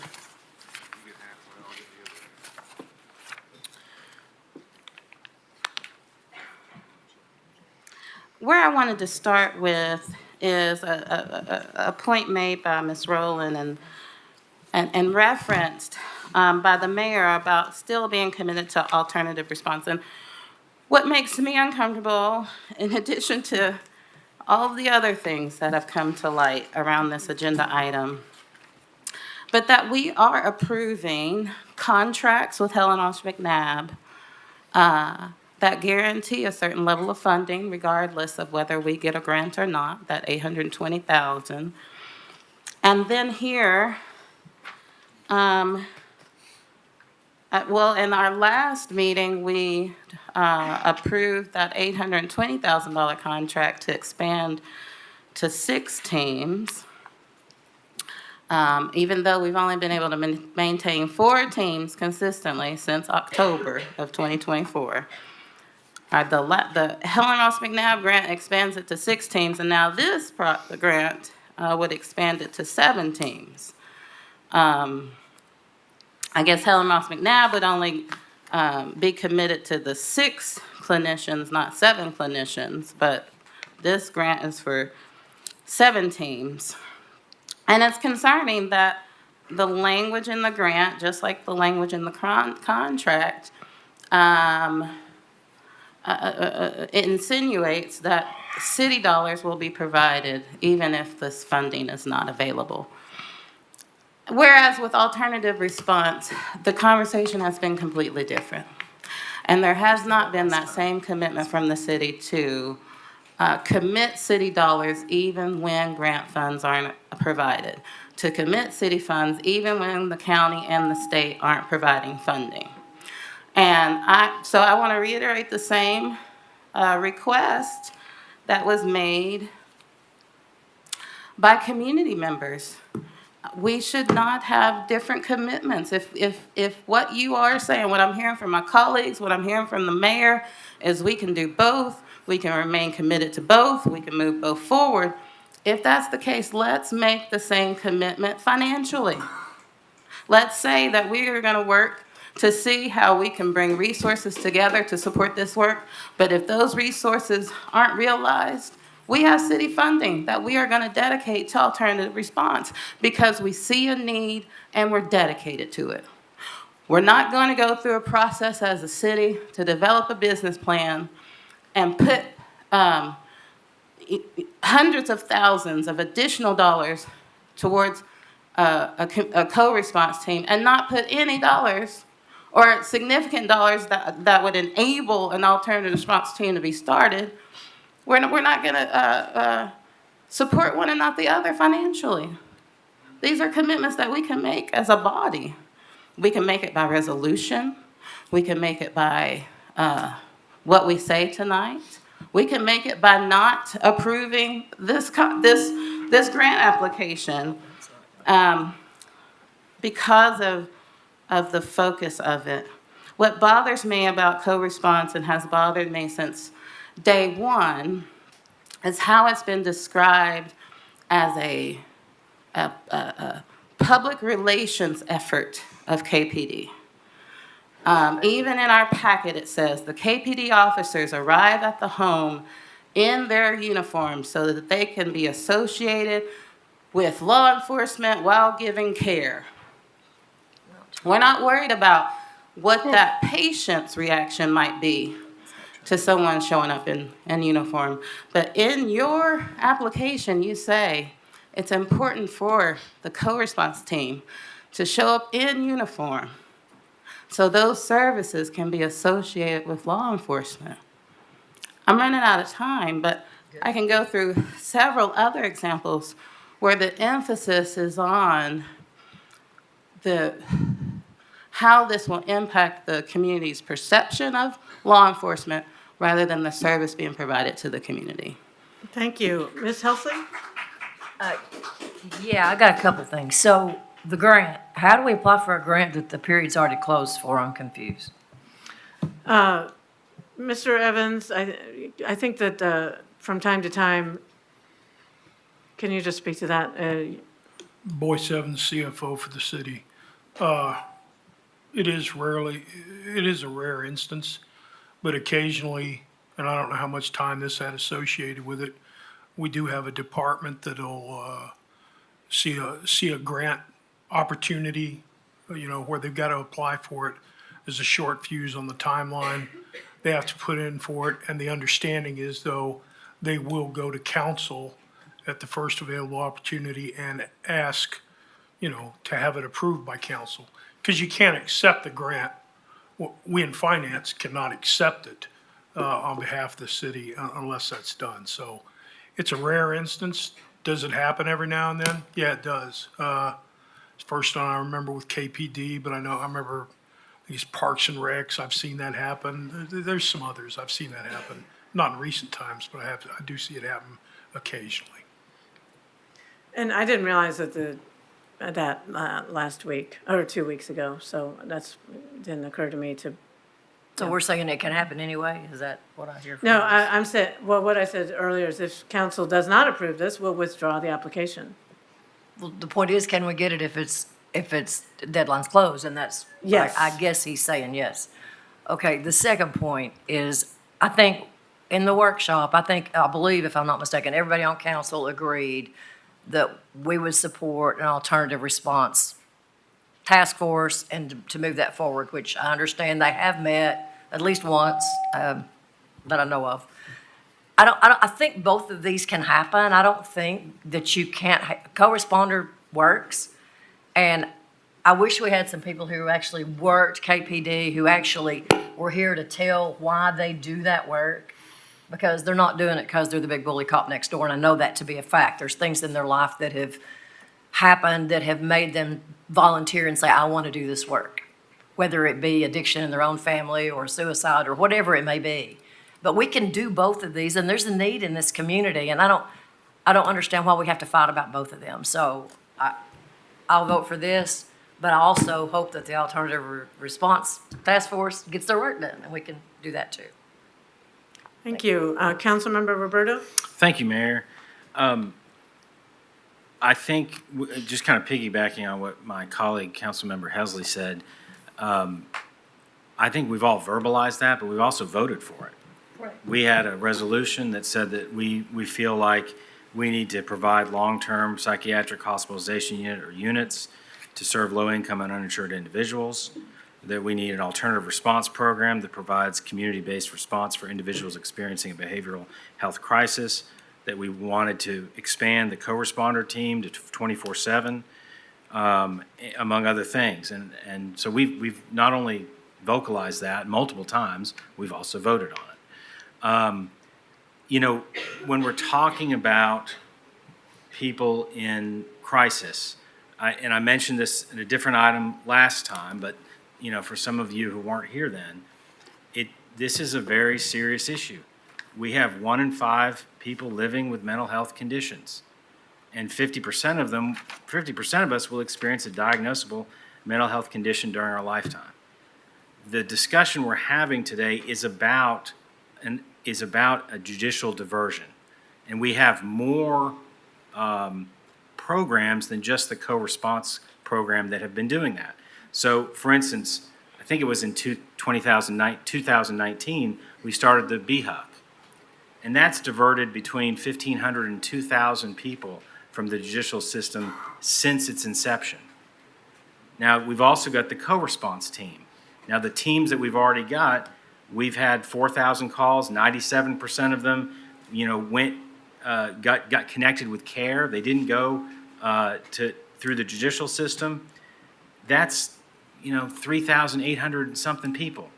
So we're talking exactly about getting people the care they need and not sending them to the judicial system.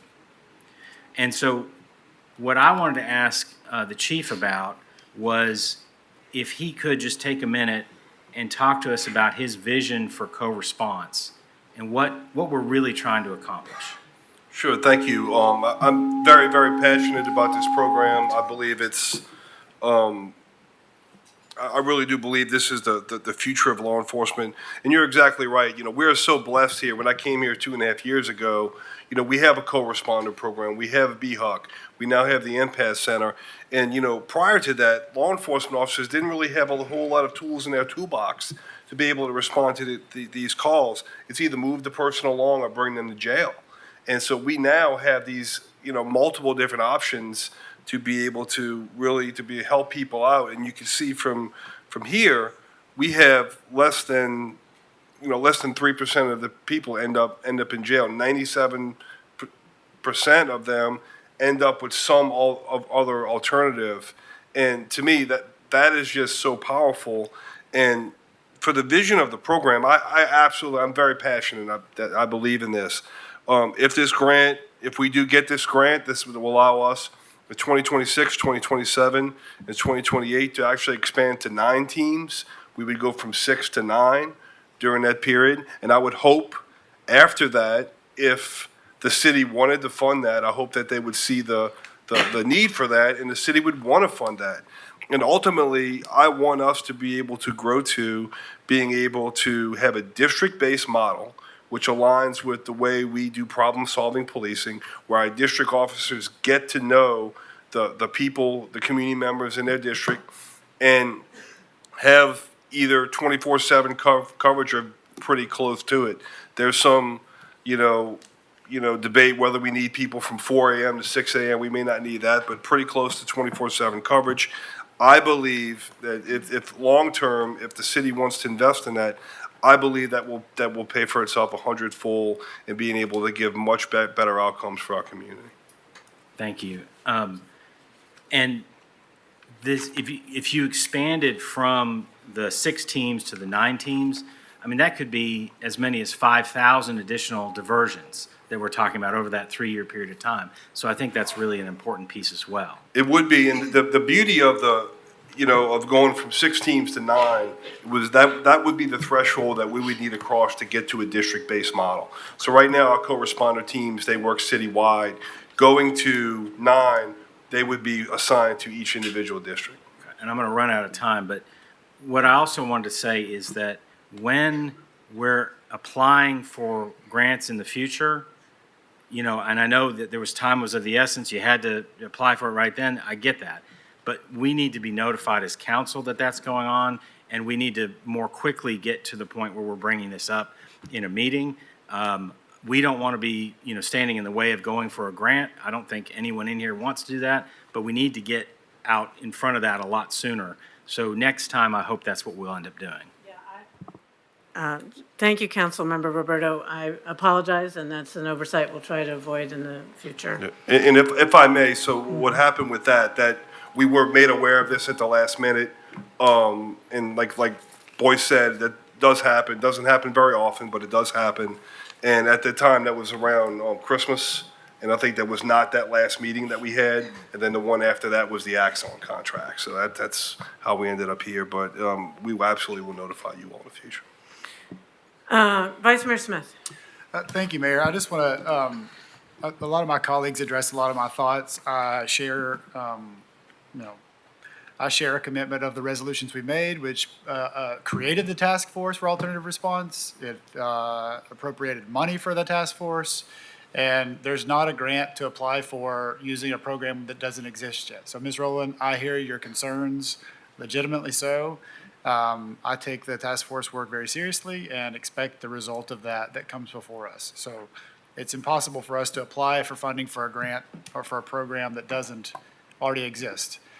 With respect, I can agree and disagree with many of the sentiments that were said tonight. I think the co-responder program itself is a recognition of, Ms. Freeman, your comments or concerns that police can't do everything. And I think the co-responder unit is actually a response to that. And so would the alternative response program theoretically be that recognition that police can't do everything. So I want to commend, though, the police officers who are supporting the master's level clinician, social workers that are actually doing the work. So for the KPD officers who go alongside them to support their work with the end user, I applaud your work and thank you for that. So it requires a bit of humility and a bit of, just recognition of where limitations are for different skill sets. And you all add value to the mix as well. So I just want to, while I understand this doesn't, not everybody's going to agree with this, but 2,000 of these calls over the past 2 years were about suicidal ideation, and those people didn't commit suicide. That is a form of harm reduction. It's not every form. And so we don't have to solve every form with this, just like council members that have referenced this. And Chief Noel, I appreciate you giving the catalog of all of the investments that this council has made over the past 4 to 5 years, BHUC even longer, the empath unit, all of these things play a role. They don't solve all the things, but they play a role. And so I think the co-responder unit, if you look at 4,000 calls, half of them are suicide prevention, 97% of them are jail diversion, and at least half are followed by a caseworker. This is meeting people where they are in that moment. It just is. And so there's a lot of data to prove it. It's never going to be perfect. I don't know a service that KPD offers or that any department in this whole community offers that's perfect, but it does play a role and it does save lives. We have applied for this grant in the past.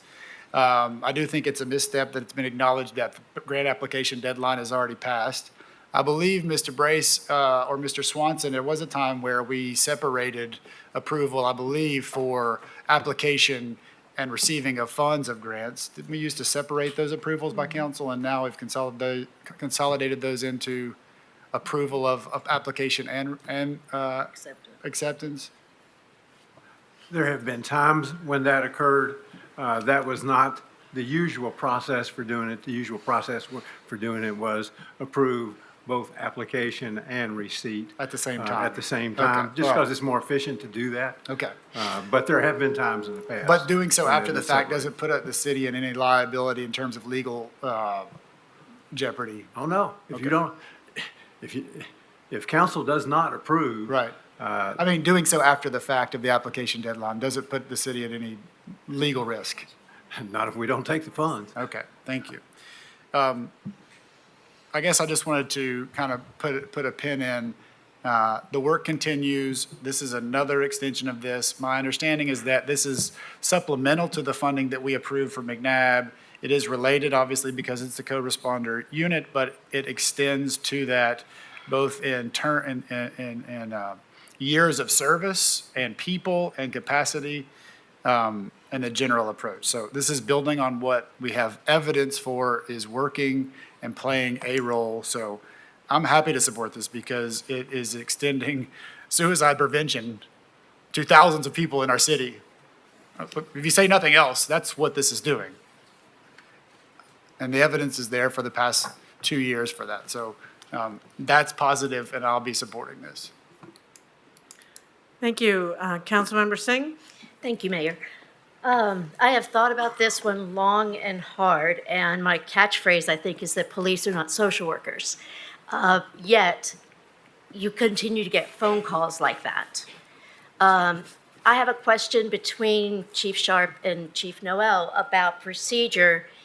If there is an overdose, what is that procedure, and what would be the difference? When would the call be a call for the co-responder with the drug situation going on?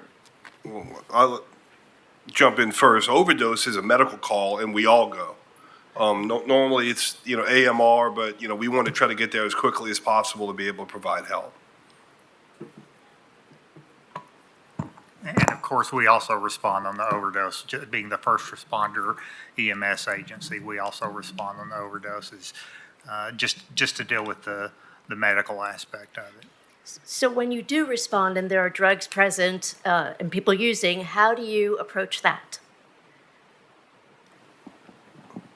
Well, our police officers, they're still police officers, right? But that's not normally something that we're focused on. We're really focused on rendering aid and being able to help people out. Because that's a concern, and I've heard that the police officers have not been arresting people during those life-saving interventions especially. So last week I was absolutely no on this.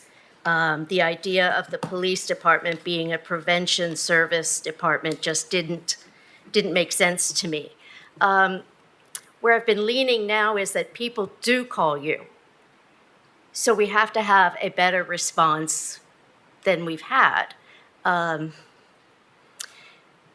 So yeah, that's where I was leaning, is that people will call for services that the co-responder model will be better able to handle than police officers would.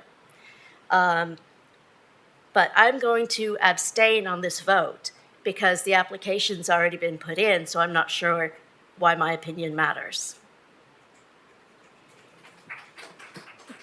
Councilmember Parker and then Mackenzie.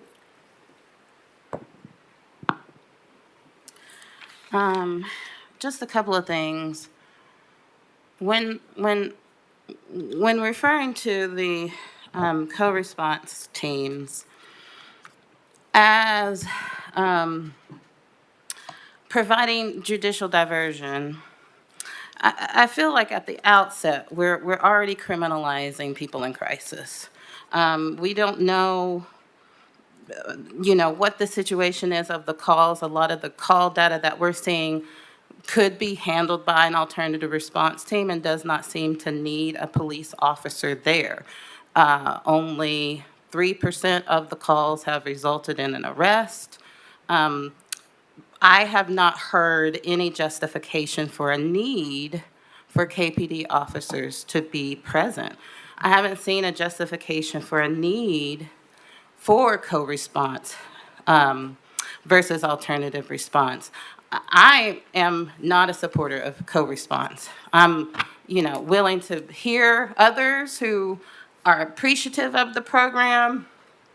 But for me, it's extremely concerning, to read language in here that co-response team police officers will be trained as drug recognition experts, allowing them to identify drug-impaired individuals and gather intelligence for narcotics investigators and identify major opioid distributors and traffickers. How can you, and also what was, later it was that KPD and the CRT clinician will work closely together to have a better picture and an understanding of the patient or the resident that they're serving. Anybody in the health field has access to sensitive information that police officers should not have access to. And anyone who has the authority to arrest someone should definitely not be biased by any sort of health history information is the health history of these individuals, is the conversations that they're having with their clinicians. Are these conversations that are taking place with a police officer? Chief, So what's your question again? I'm trying to understand it. Is the conversations that the patient has with the clinician, will the police officer be there? Is that the question? Yes, and be privy to that information at a later time. The at a later time? I don't, you mean If after they're- after the initial response? Right, like if they're not standing there in earshot to hear that conversation, is that a discussion based on the application? It seemed like information is shared between the police officer and the clinician, so both have a understanding of the situation that they're going into. Well, I think what they're talking about there, and I'll have to go back and look at the grant application, exactly where you're talking about. But where they're talking about if they go do a follow-up visit, you know, how can they best cater that follow-up visit to aid the patient in making sure whether that patient has to go back to the NPAS Center for follow-up or somewhere else. I believe that's what they're referring to there. And all of that concerns me. Because how is that,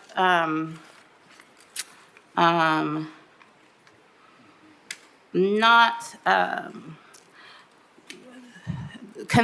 in conflict with our goal of some sort of diversion? We are bringing the criminal justice system to people's doorsteps every time we send out the co-response team.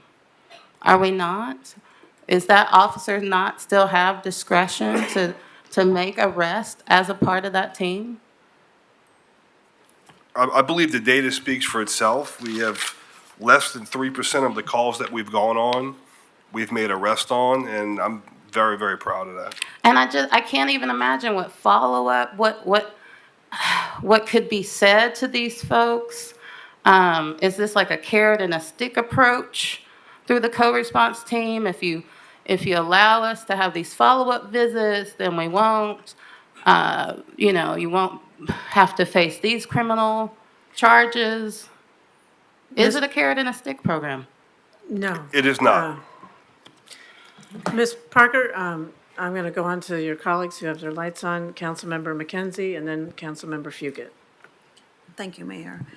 So Chief Noel, just yes or no question. So have we already submitted the grant application? Yes. Okay. Is there a possibility that it could be rejected? That we will not be awarded this grant? Absolutely. Okay. And so, thank you for that. So the next question that I have is, as it relates to the task force for alternative response, when is the next meeting of that? I don't think any of us are aware of the next meeting. Has the next meeting been set for the task force for the alternative response? Yes. Ms. Rowland, do you know, you're on that task force, so. I'm not yeah, personally yeah, on the task yeah. force. There's 3 other members of HEART that are on it, and I don't know. I can check in my planner and see if I can find it. I think Moira told me. If you give me 1 second. That'd be fine. Chief Noel, is there a member of KPD on the task force? Chief Brian Evans. Okay, Chief Ryan's on there. And at this point, just in hearing the conversation, it's hard for me to, I'm sorry, go right ahead. Do you have The meeting is this Friday. oh, okay. No time and place? Is it open? Is it an open meeting? The meeting is on Zoom. Do you know what time? Yeah, it says, I don't know what time either, but I can try to text someone and find out. Okay, thank you. We could get that information. I think that would be helpful. I'm of the opinion that the model has been fairly successful to this point because of the diversions that have happened. I also see a need for alternative response. And what I'd like to see is, again, the task forces only had one meeting. Probably in one meeting, you can't make a lot of ground and determinations. But why could not they exist and coexist in the same space, if you will? So maybe at the end of this task force, there could be a pilot that works in tangent, because again, these calls would have to be triaged through either 911, 311, someplace that would be that would centrally be accessible, more than likely no more than 3 digits, because when a person calls it, there is some type of crisis that's going on. So do you have some additional information that you'd like to share? It's at 9 a.m. on Friday. And is it open? Yeah. Mr. Brace, Um, could you Yeah, speak to that? let me jump in. So the United Way is our facilitator, and it was very intentional to drive that over to an entity and depoliticize this discussion, to let professionals, including Hart, they have 3 individuals, volunteers, that are rotating through. Okay. So the United Way, I need to check with their team, but they were not planning on making this open. They wanted to have discussions where people could do it in a non-political environment, without big crowds, without pressure, and that was the goal. And so unless you've got other information, that was our discussion with the United Way, was to try to provide some insulation, blue ribbon committee to evaluate it and bring something back to both city council and county commission as requested by this body. Thank you for that. And Just a correction. I'm told by Brittany, one of our members on the task force, that it's in person at the United Way and it's not open. okay, and that's understandable. I get that because there is a lot of work. What is the timeline, if there is one, of when this work, we should have some semblance of what that would look like and what's being proposed? Yes, ma'am. So the contract was 12 months, and there's an additional 6 months.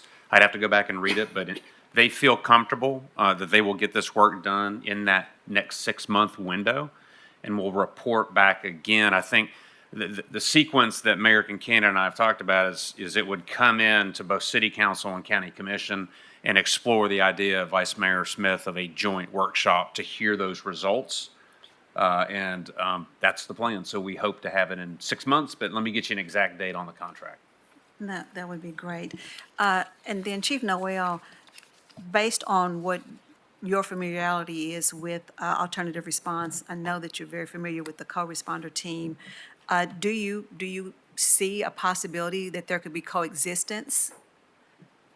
I'm not tremendously familiar with alternative response. I've spent some time in Denver, and I've seen the programs that they have there. And one thing that I've seen, spending some time in Denver, is they have, regular law enforcement like we have. They have CIT trained law enforcement. They have co-response, and they have, I'm not sure what they call the alternative response, but they have a version of that. And, from talking to them, like when a call comes out, normally like everybody goes. And they're used to working very closely together.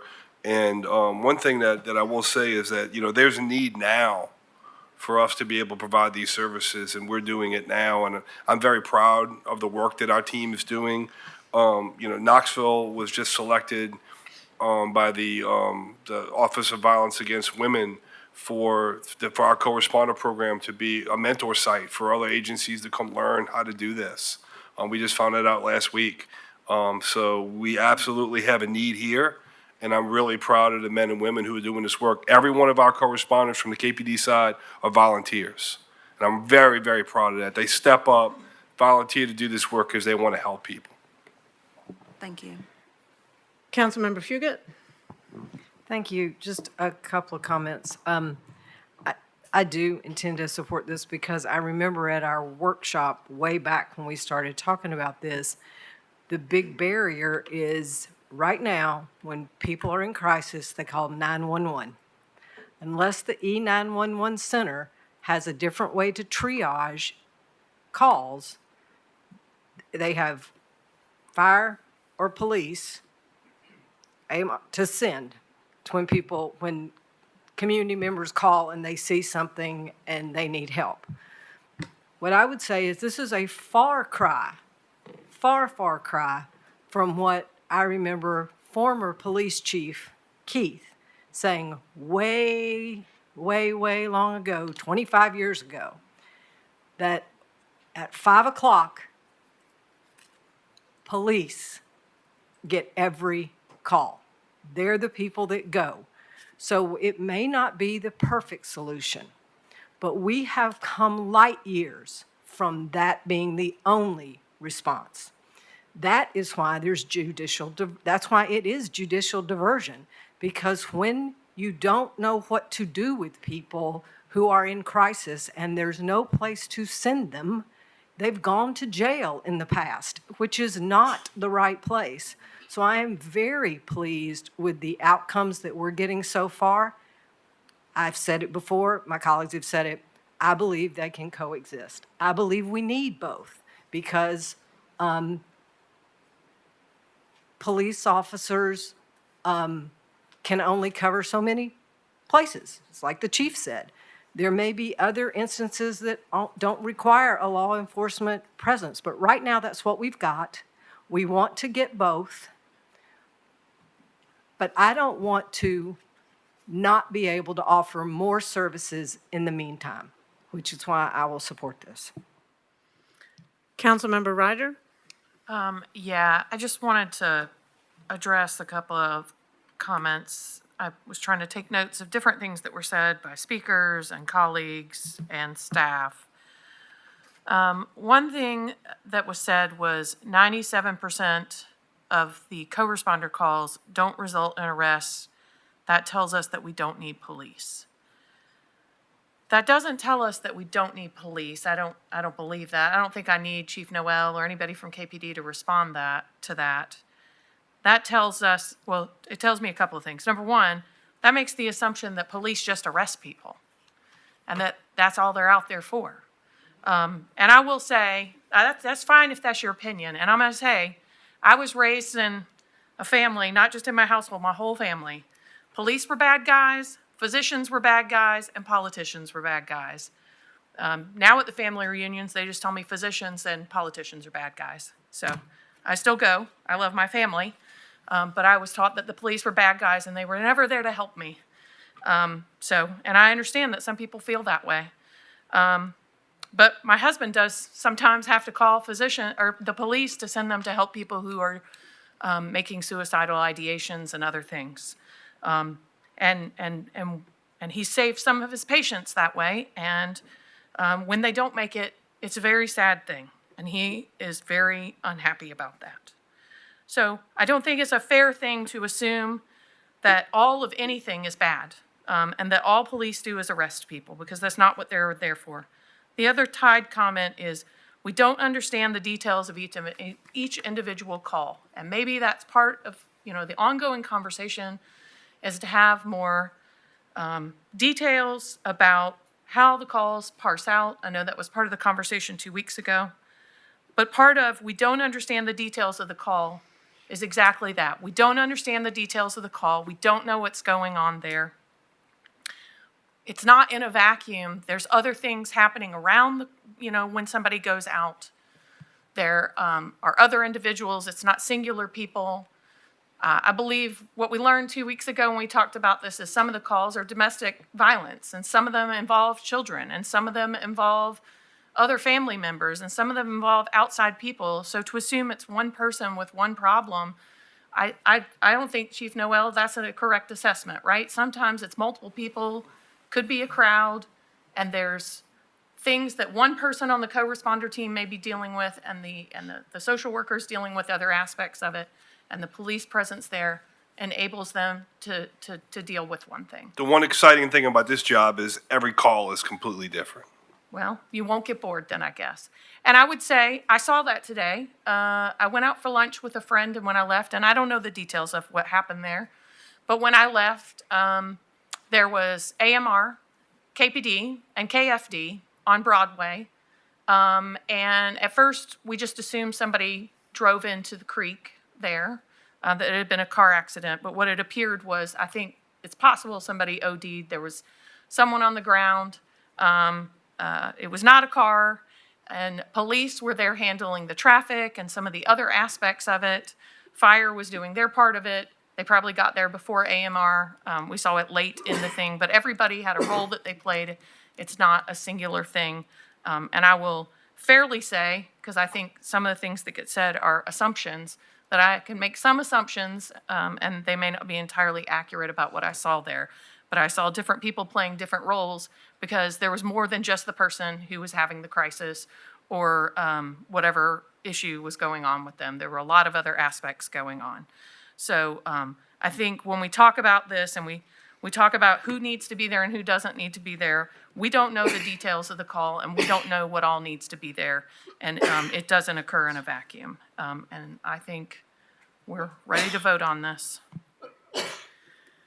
Okay, seeing no further questions, all those in favor, please say aye. Aye. Any opposed? Any abstentions? Okay, motion carries 7-1-1.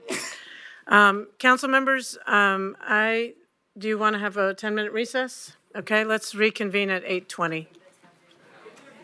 Okay, council members, we have a quorum, and recess is over, and we'll reconvene the meeting.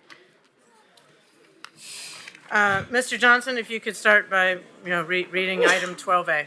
12A is an ordinance to close a portion of O'Neill Street abutting the north side of City Block 19442 and authorizing the mayor to execute quitclaim deeds to the adjacent property owner's 5th district. Motion made to approve and seconded. Any questions or discussion? Seeing none, all those in favor, please say aye. Any opposed? Motion carries.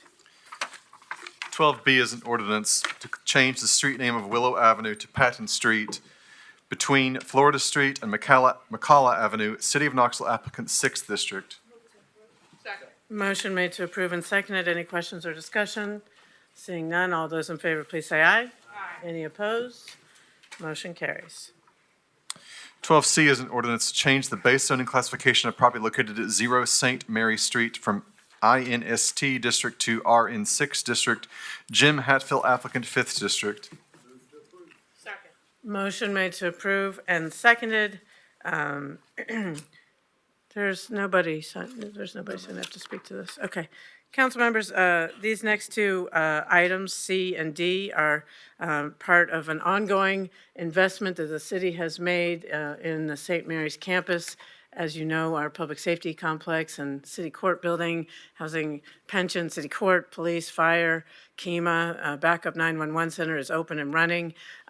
We have had numerous opportunities before we even started to listen to the community and hear their wishes and concerns about the redevelopment of that. And I'm really, really pleased with the progress we've made so far. Of course, also really proud of the McNabb Empath Center open in that other part of the campus.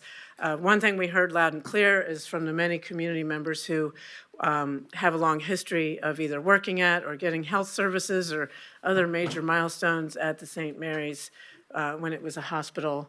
And so protecting and preserving that historic element of the building was super important.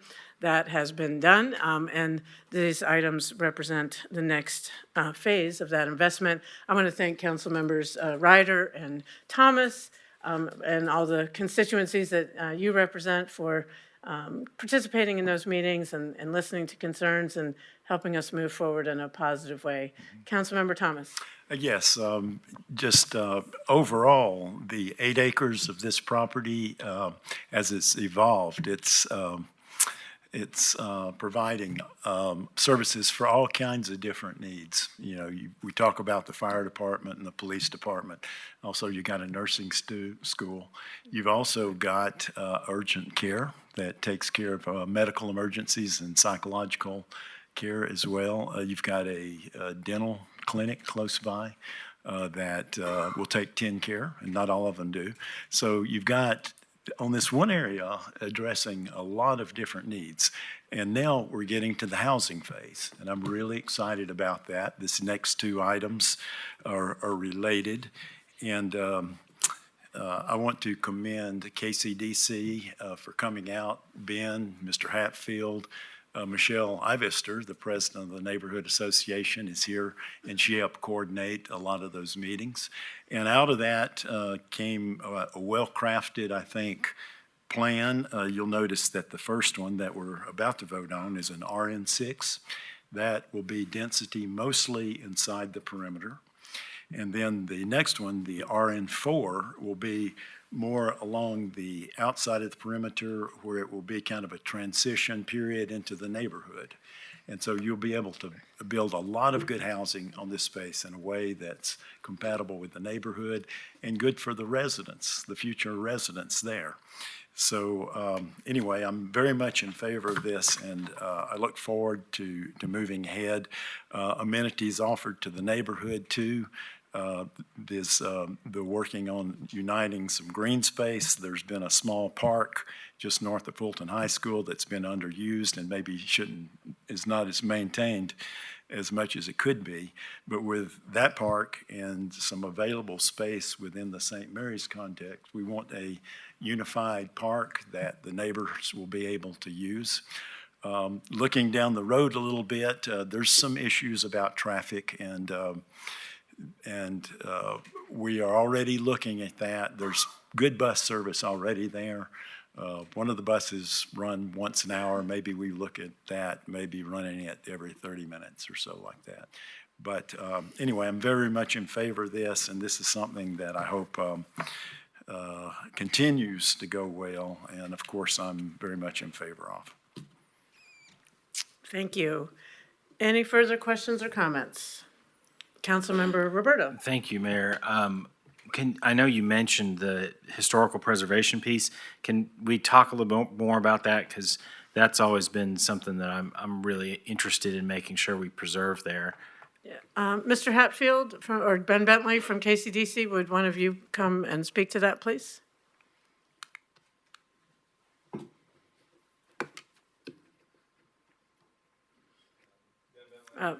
Microphone, yeah. There you go. There it is.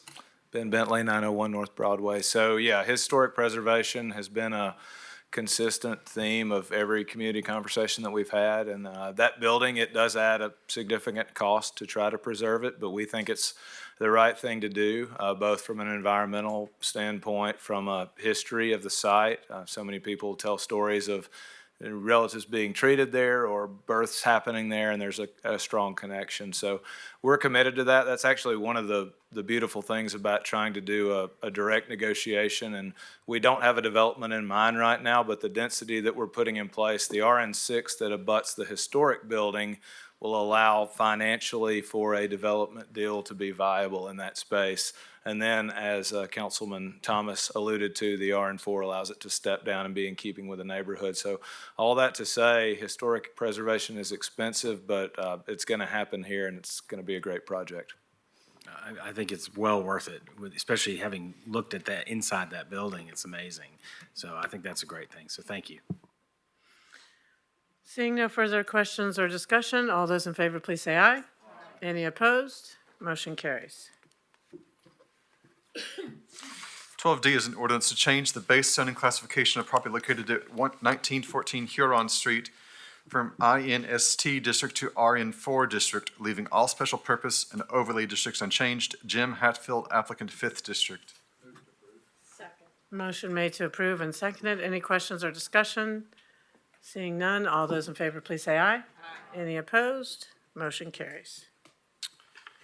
12E is an ordinance to change the base zoning classification of property located at 4011, 4013, 4017, and 4025 Milton Street from RN4 district to RN5 district. Heyo Design and Development, applicant, 5th district. Council members, there's some people signed up to speak. Well, first, there's 3 people signed up to speak in favor and 1 in opposition. We'll start with those in favor. Mr. Logan Higgins, please come to the podium, state your name and address for the record, and you'll have up to 5 minutes. All right. Logan Higgins, 133 Southgate Street. Appreciate the opportunity to discuss this with you all tonight, and appreciate everything that you guys do and all the work that you guys put into this. And so with this project, with these properties, these were purchased in a tax sale. They were abandoned by the previous owners, along with a few other parcels on this block that have been. This area is a little bit isolated. It's a block off of Broadway, but it is disconnected from the Oakwood Lincoln Park neighborhood by a substation, KUB substation, that takes up quite a few acres of land right there and then connects up to Sharps Ridge.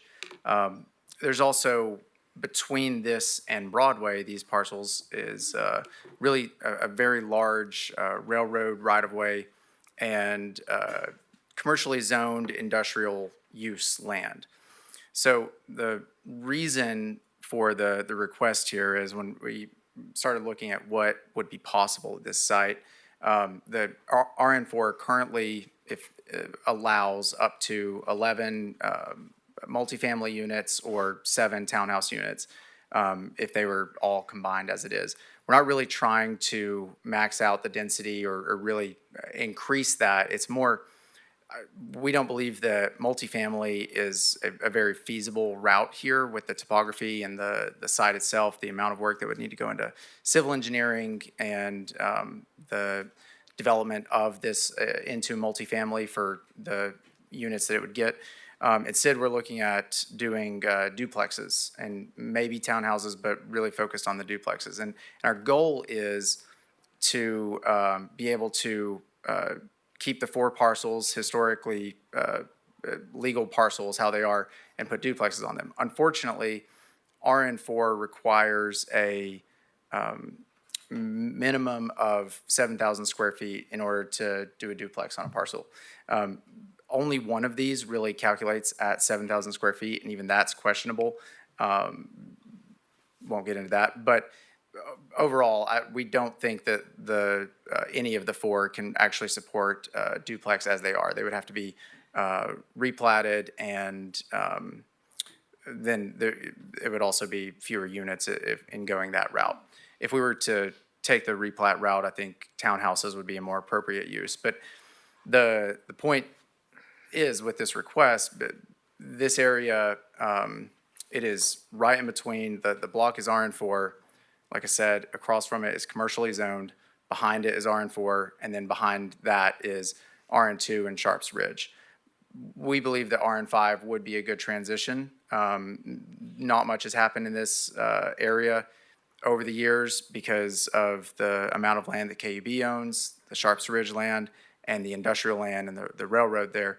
And like I said, many of the parcels on this block have been either abandoned to go to tax sale or abandoned and eventually someone found the owners and bought them. And then one on the block that is owned by a descendant of the original owner. But point is, there's not been a lot of attention here. This area needs, this block, two or three blocks right here need a catalyst of new development and new residents. And our hope is to be able to do that with this. And so we are requesting the RN5 so that we can do the townhouses, or I'm sorry, duplexes, potentially townhouses.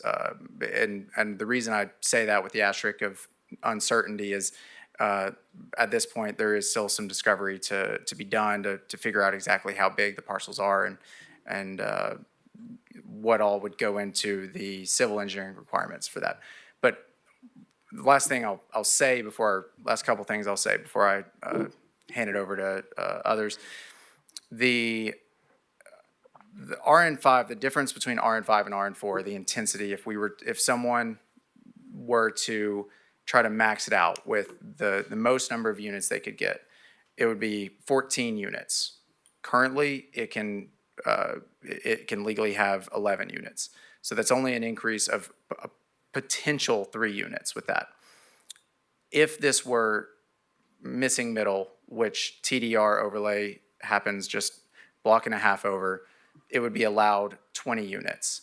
So in this instance, RN5 is a less intense and less dense use than missing middle. Right on time. Thank you. Thank you. Next person signed up to speak in favor of item 12E is Ellen Zaviska. Ms. Zaviska, if you could come to the podium, state your name and address for the record, and you'll have up to 5 minutes to address council. Thank you very much. Ellen Zaviska, 3118 Fairview Street. I will certainly keep under the 5-minute limit, especially since my phone battery is about to die. So this may be a very brief comment. I appreciate the opportunity to speak to you tonight. I'm here on behalf of Yes Knoxville. We are a nonprofit focused on increasing opportunities and options in our community in terms of both transportation and housing. I want to speak in favor of this rezoning for a few reasons, including affordability, equity, and environmental protection. The rezoning, as Logan mentioned, allows for a quicker path to development, which increases affordability. This may be a small difference, but it could mean the difference between a housing unit being affordable for a family or not being affordable. And given the crisis in Knoxville around housing affordability, these small increments to add additional housing and speed that path to additional housing is very important. Obviously, each additional unit of housing in Knoxville reduces the demand for the sprawling development into Knox County and into adjoining counties. In the type of sprawling development that typically occurs outside of the city, that's sprawl that eats up more farmland and forested land every day. The housing units, the 8 to 11 or however many housing units end up being developed here would take up probably 3 to 4 acres of land in another location. Finally, I'll address the idea that I know there are folks who would prefer to see additional housing density primarily along our major corridors. That is an idea that I'm going to push back on gently for a couple of reasons. One is related to air pollution. The major corridors in our city are where particulate matter from cars is most concentrated. I strongly believe that folks who rent or who don't want to live along those corridors deserve access to homes in lower pollution parts of the city and not just along the major corridors. Another reason relates to affordable home ownership. The large housing complexes that occur along the major corridors are typically apartments, and apartments are very important. They're an essential part of the mix, but they're not typically an avenue for home ownership, whereas these smaller scale developments, duplexes or townhomes, are sometimes an opportunity for affordable home ownership, which is important in our community for building family wealth. Attached housing, townhomes, and duplexes are typically more affordable than single family, especially when new construction is involved. And to my mind, this is an equity issue, and that we should make homeownership available to as many people as it can be. And for those reasons, we support this project. Thank you. Thank you. Last person signed up to speak in favor of item 12E is Drew Harper. Mr. Harper, if you could come to the podium, state your name and address for the record, and you'll have up to 5 minutes. Thank you. I'm Drew Harper of 4318 Washington Pike, apartment number 101. Thanks everyone for sticking around to hear me talk about housing. I am also here with Yes Knoxville. I'm Vice President of Yes Knoxville. I strongly voice my support for Planning Commission's recommendation to rezone these parcels from RN4 to RN5. As has previously been said, this is the difference of 3 additional homes. That's it. 3 additional homes. That is what we're talking about. We have an acute housing shortage, according to Knox News report published in November of last year. This quote, the city needs 6,000 to 8,000 more housing units by 2029 to meet demand and undo years of underbuilding. Should council vote to deny this request, the end result will be 3 fewer homes, which is a small portion of 6,000 to 8,000. That's what we're talking about. We're talking about 3 additional or fewer homes. Should we, as a city, allow more homes to be built?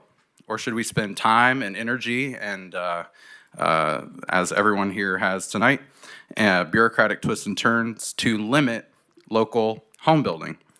We know that a more compact, sustainable development pattern reduces carbon emissions per capita. We know that traditional building patterns result in reduced costs of public resources per person, sidewalks, sewers, KUB fiber lines, first responders, roads, schools, all become cheaper with density while adding to the tax base at the same time. Fiscally, density is a win-win. We know that building neighborhoods where more people can live close to friends, neighbors, closer to their workplaces, closer to shops, churches, schools, as this project is, and parks, which this project definitely is. We know that this leads to better mental health outcomes, better physical health outcomes, walking, it's good to walk, less time spent stalled in traffic. We know that strong infill neighborhood development where people are prioritized over cars is crucial toward making progress to our Vision Zero goals. In his 2024 DNC speech, former President Barack Obama said, quote, "If we want to make it easier for more young people to buy a home, we need to build more units and clear away some of the outdated laws and regulations that have made it harder to build homes for working people in this country," end quote. What does that mean? What do we think it means? Clearing away outdated laws and regulations that make it harder to build housing in this country. Is it a thought, a vibe, a feeling, a plan, concepts of a plan? I think what it means is this work that we can do on the municipal level. Outdated laws and regulations that have made it harder to build. That's something we can do. No one in this room can save the Department of Education. No one in this room can save our ACA subsidies, which I'm currently at risk of losing. We cannot make sure our foreign aid continues. We cannot do any of that stuff at the national level. But what we can do is build a healthier, more livable, more sustainable Knoxville. And unlike a lot of the other things that we discussed tonight, saying yes to this costs nothing. That's the end of what I wrote. But I love Knoxville. Living here has afforded me social and economic opportunities that have led to the quality of life that I have today. I want to welcome as many people as possible into Knoxville, and the way to do that is to build homes. And again, this project, we're talking about 3 additional homes. We need 9,000, and actually, and to be even more affordable, we need even more than that, and a mix of things, and this is a drop in the bucket. Our system is built to find ways to say no. I encourage all of you to say yes. Thank you. Thank you. There's one person signed up to speak in opposition to item 12E, Michelle Ivester. If you could state your name and address for the record, and you'll have up to 5 minutes. Thank you. Michelle Ivester, Oakwood Lincoln Park Neighborhood Association President. I live on Chickamauga Avenue. As you all know, rezoning has a lot of unintended consequences sometimes. What he wants to do now, RN4, he can adequately do. All he'd have to do is replat the lots into one big lot. He could do what he wants to do. There's no need to change it to RN5, in my opinion. City Planning did an excellent job of breaking down why they thought they should not. I'm in agreement with that. And I'll just leave it at that, short and sweet. Thank you. Okay, that concludes people signed up to speak to this item. Councilmember Thomas? Yes, for Director Brooks. Director Brooks, if you would, could you kind of give us a summary of why the planning staff recommended denial of this application? Certainly. Amy Brooks, Knox County Planning. I won't read the entire analysis by staff, but there are 5 specific criteria in the zoning code that we are required to use in our analysis for all rezoning requests. And the first one is the proposed amendment is necessary because of substantially changed or changing conditions. Planning staff found that there were no significant changes in this particular area.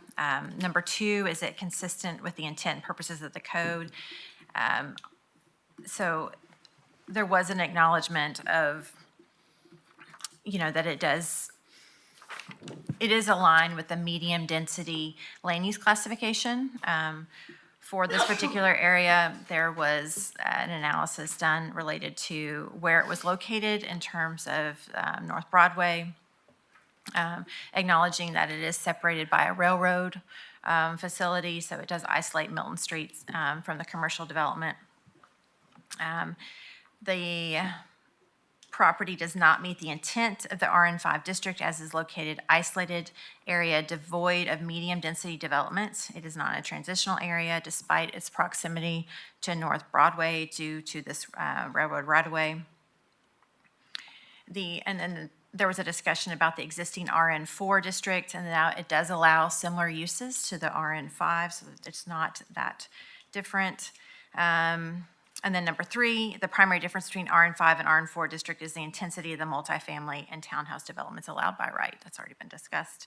And item 4, again, just acknowledging that it is a medium density designated area. RN5 is allowed, but the allowable minimum lot sizes in the RN5 could allow more intense development than is permissible by right, and potentially lead to a development that was not in scale with the adjacent lower density large lot residential developments. And then item number 5,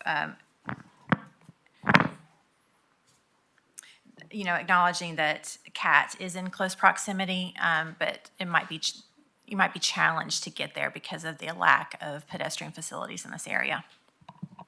Okay, thank you very much. And I was impressed actually with the detail of your staff. I know that area very well, and the detail was really good. You noted that there were narrow and uneven width of the street. There are no sidewalks. See, there was one other problem. Oh, there's a railroad crossing between that and Broadway. So this is not on a corridor. So I'm going to be a bit brief here. I know that area really well, but I've talked to staff a lot about these criteria. They're not being met. The application to rezone this does not meet the necessary criteria. I talked at length with the applicant. We tried to work something out. We couldn't, but essentially the applicant wants us to rezone this to RN5, which goes forever with the property, which would allow apartment complexes, which is not consistent with this zoning area, just so he can build 3 more units. And I will say I understand the passion of the folks in Knoxville, but I think they went pretty far afield about equating this with air pollution and solving the housing process. I know we all want housing. The last item on the agenda, I went up to RN6 on that because the appropriateness of that area. But this is not the appropriate zoning for that area. So I'm going to, consistent with the planning staff's recommendation, I'm going to make a motion to deny this rezoning. Thank you. Motion made to deny has been made and seconded. Councilmember Ryder? Yeah, I hope many of us are familiar with where it is. Councilman Thomas, I know it's 5th District, but it's the entrance, it's the way you get to Sharps Ridge, one of the many ways, except for Hanover. This is how you get there in a car. So the difference between RN4 and RN5 is not a lot. So I really analyzed this to say, like, why is the applicant asking for this? And I got out pen and paper and the zoning code and started drawing it out. And I'm like, oh, well, the reason he's asking is these are 4 existing original historic lots. And to build the duplexes on them, which I did watch the planning commission meeting, the answers from, and Mr. Higginbottom, did I say that correctly? Anyway, Logan, I don't know your last name. It doesn't matter. He did not speak on his application. Somebody else did, and they didn't actually have questions. So I asked him a lot of questions and looked at the analysis for duplex versus townhouse versus multi-family housing. The multifamily housing is allowed either way. The one-year plan, the sector plan is intact. So when you look at the math and you do the analysis of the lots, you can't actually build a duplex. And then I went and I drove over and looked at the site, and I'm like, oh, so there's almost 6 acres. The 2 areas together is over 6 acres, almost 6.5 acres of KUB property. So there's a huge city block size KUB transfer station. the brand new, that has had an addition there, the fiber station is there. I talked to one of the KUB employees when they went there. And then a lot of the empty land around, above that is communications, cellular tower land. And there are a couple of single-family houses on parcels there. One of them is in a TDR lot. And then there's 2 huge parcels of land next to the property that we're voting on. And those are also KUB lots. And I looked at those and I asked KUB, like, what's the deal? Like, are you guys gonna sell these? Are they buildable? Can they be houses? And they're like, no. And I was like, could they be a dog park? Because I think you guys still want a dog park. And I thought, wow, this would be a great place for a dog park. They haven't said no, so I hope Councilman Thomas will pressure them on that because I really want you guys to see your dog park wherever that ends up. So it's the lone outlier. But they said that you couldn't build on that land. And that's held because those are high-intensity wires. And then looking at the sites, there's like evidence of homeless camping and shopping carts. And then I talked to Ms. Brooks today, and I'm like, okay, so one of the reasons going through our code tells us that we have to go through these conditions that Ms. Brooks just spoke to, or these factors to look at why something is zoned or not zoned, is not considered for a rezoning. So I asked Ms. Brooks, I was like, well, what conditions do we expect to change for property that's abutting 7+ acres of KUB land, a railroad track, the communications towers land, and warehouses. I have one neighbor, Bubba's Barrels, that owns a warehouse over there. Our friends that own Bliss have a warehouse over there. And my HVAC guy lives over there and has a bunch of equipment and property out there. So I'm like, what do we expect to change? And so we had a discussion about there's not going to be change in the city for the most part. So when we say we're not going to rezone something because there's no changes, what do we expect to change? Things aren't going to change. So are we saying because the railroad track and the KUB land and all these things aren't going to change that we shouldn't rezone things? And I'm like, that doesn't make any sense. As far as the cat walking to transit goes, it's 0.17 miles walking. That's not even a quarter mile.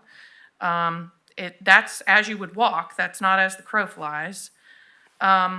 Anyway, going back to the lots, it doesn't make sense to me to say, well, you've got to go replat these lots down from 4 lots to 3 lots because they're small lots of record, but they're all 50-foot wide. They're all legal lots of record.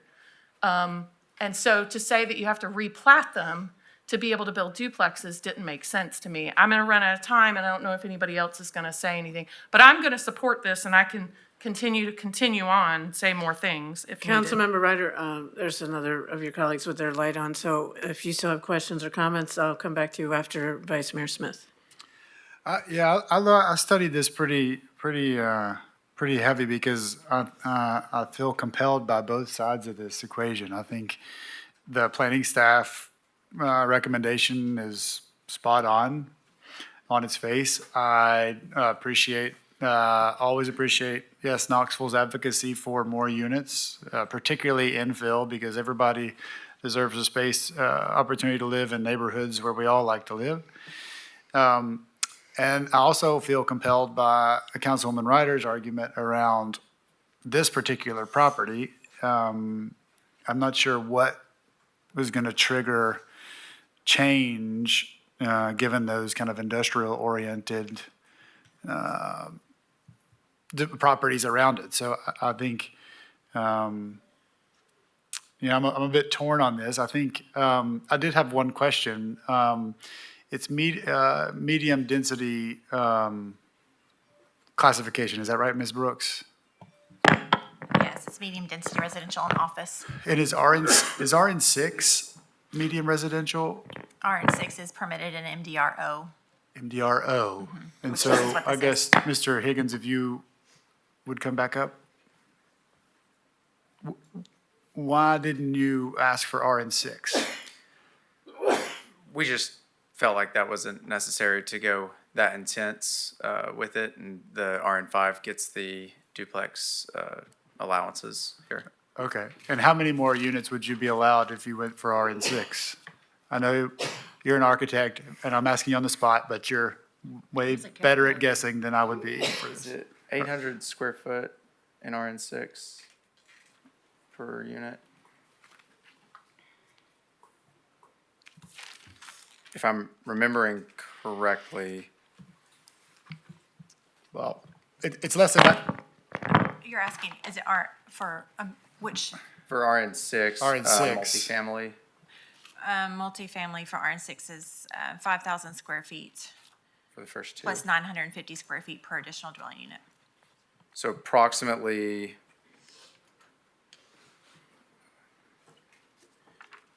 19 units under 19. RN6. So, I mean, I only bring that up to say that's only 5 more than where RN5 would bring us. So I think, a few more units is always a few more, always room for a few more. So, but I do appreciate the caution that you gave around RN5 versus RN6.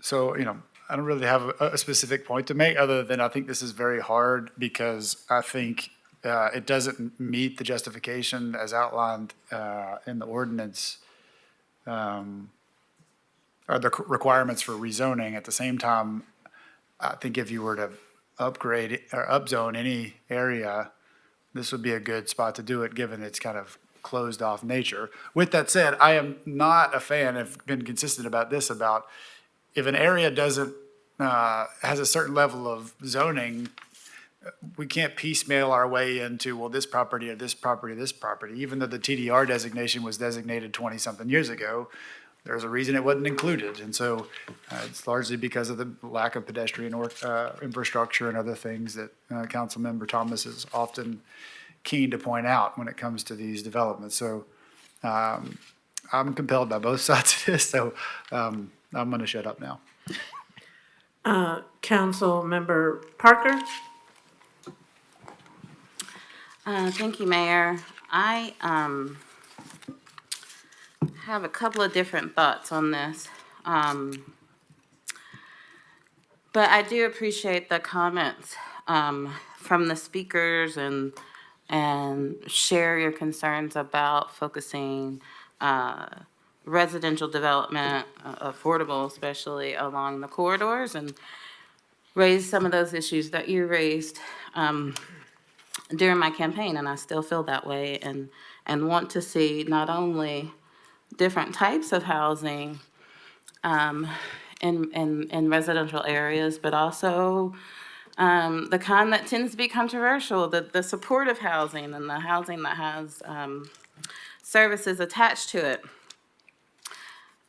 For this rezoning, my concern is about scale, and I cannot find the language I read, but from the planning staff in their comments, indicated that a lot of the same uses are allowed under RN4, but by special use, and that process would allow planning to play a role that could help ensure that the final outcome fits with the neighborhood.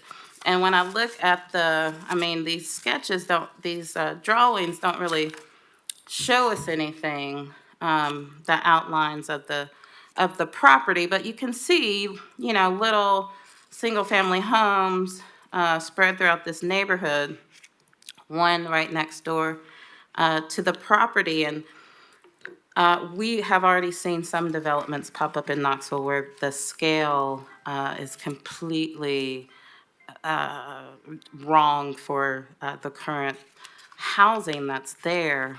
And I do think that a transition like the one that Knoxville is trying to make is really hard to do one piece of property at a time. It really needs to be kind of whole areas that are transformed, not just, being shadowed, having this large shadow cast by this out-of-scale development. So I'm trusting the recommendations from planning staff on this one, and would prefer the special use process be used so that we can make sure the scale works for the neighborhood. Councilmember Roberto? Thank you, Mayor. I studied this one as well, and, I couldn't get past the staff report.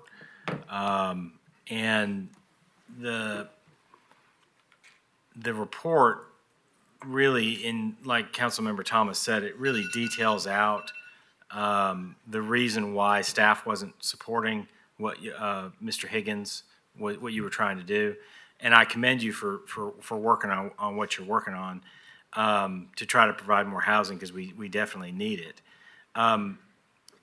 The issue is that we have a set of rules that we're supposed to follow when we do these rezonings.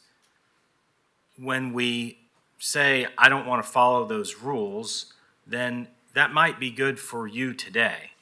But there may be a time in the future where somebody does the exact same thing to you. And that's why we have rule of law.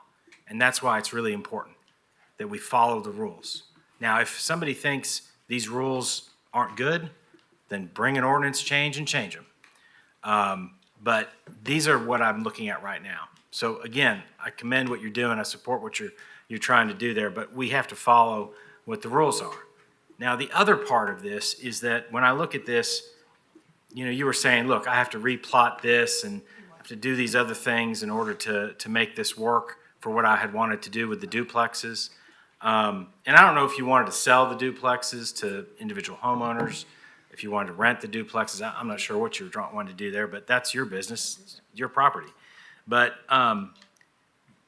just listening to what everyone has said about this property, it's pretty challenged.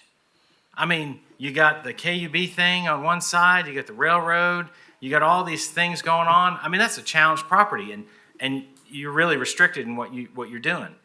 Well, I think the better approach for when you have that kind of a problem and you're having this issue is to use planned residential. But we don't have planned residential. And so that's what we need. So all of the discussion about, hey, we need to see more housing. Well, we can see more housing if we have planned residential when we have these challenged properties. And you're smiling, which I don't know, hopefully it means you think that's a good idea. But I got a nodded head, so that's good.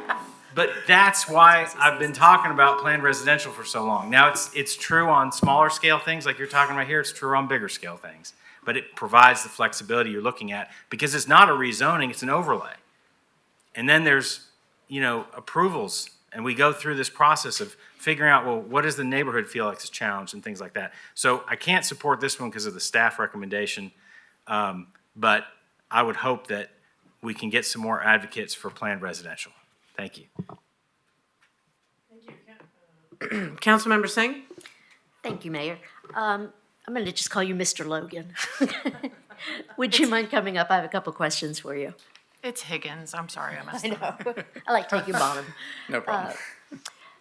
We had a conversation about the proximity of TDR and what you could do with the property if it was there. I think it was that's the question. What could you do if it was within TDR? Yeah, if it was within TDR, it could be, I believe it's 2 multiplexes is what it would support, which would allow for 20 units on these 4 sides.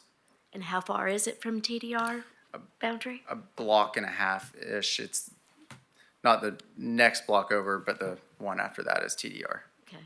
To me, that's important also. If we had just spread that geographical region a little bit wider, you would have fallen into it. Yeah. I do think it's a very challenged property, so I respect that you're willing to try to work on it. Thank you. Thank you. Councilmember Helsley? Thank you, Mayor. I don't know how many people went to see this property. I did go, Lauren, by the way.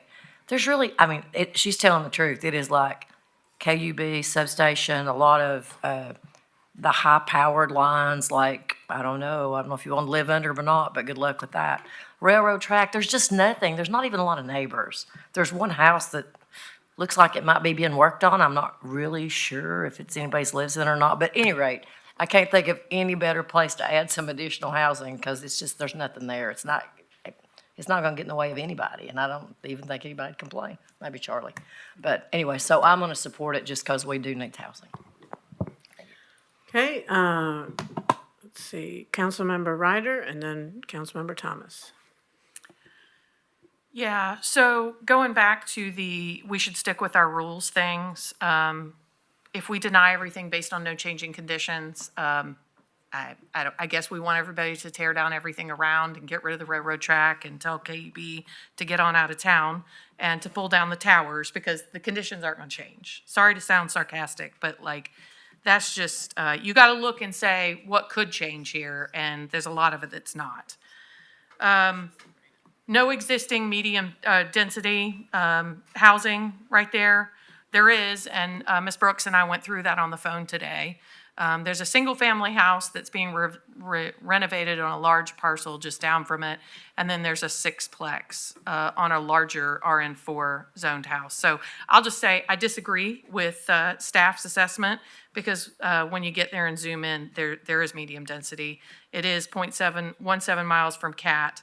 And the conditions aren't going to change until we get rid of the infrastructure, which is railroads, KUB, and cell towers, et cetera. Plan residential, Councilmember Roberta, when you bring that forward, I just want to say, and I had this conversation with Ms. Brooks because after it came up at council retreat, I talked about it some with people. I'm actually not going to support that, and I'm not in favor of it. That's not relevant to this agenda because what we need is good zoning code that delineates things in a clear way for both homeowners, property owners, and people who want to develop things and what we want to build. So if we don't want a dumpster in the front, we say so in our code. We got site development standards. We have all the elements, we can put them in our code to tell people how to development. Planned or how to plat and develop things out. Planned residential turns zoning discussions into political forays, because it politicizes the process. And that's why we got out of it and it went away with Recode.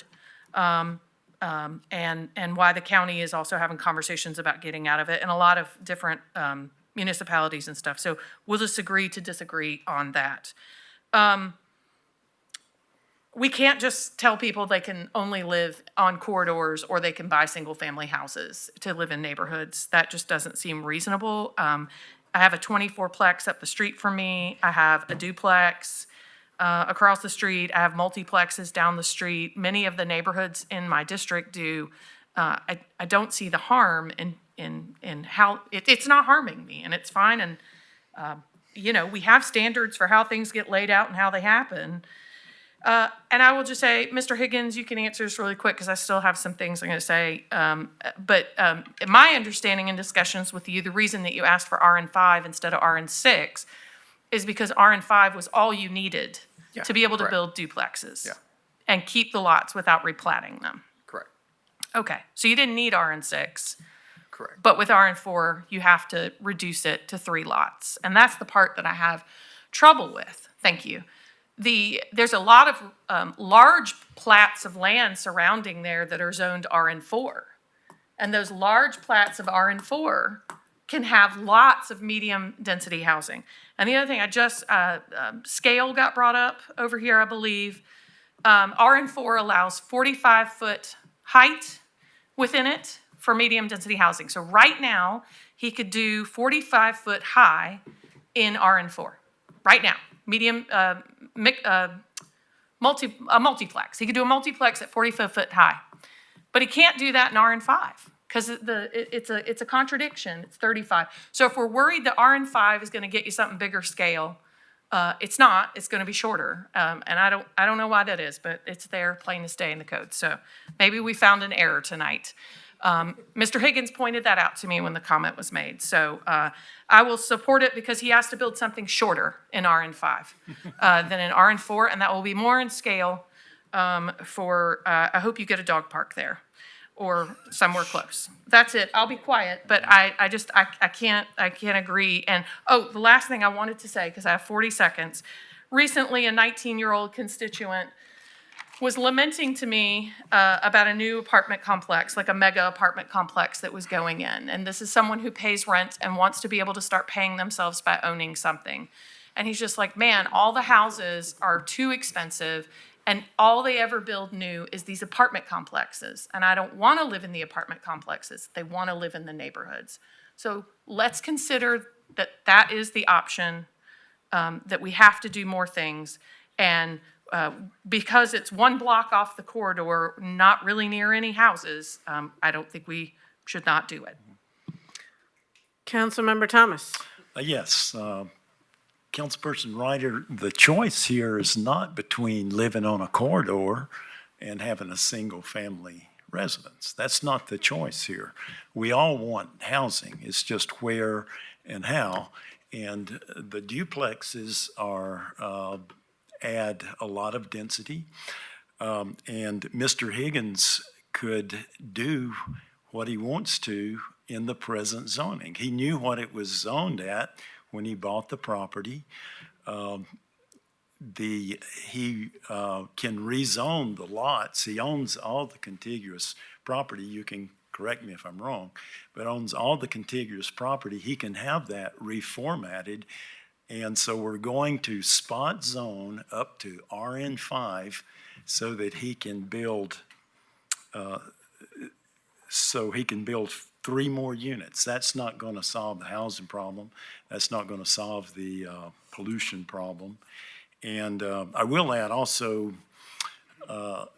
this was a very detailed and accurate Planning Commission report.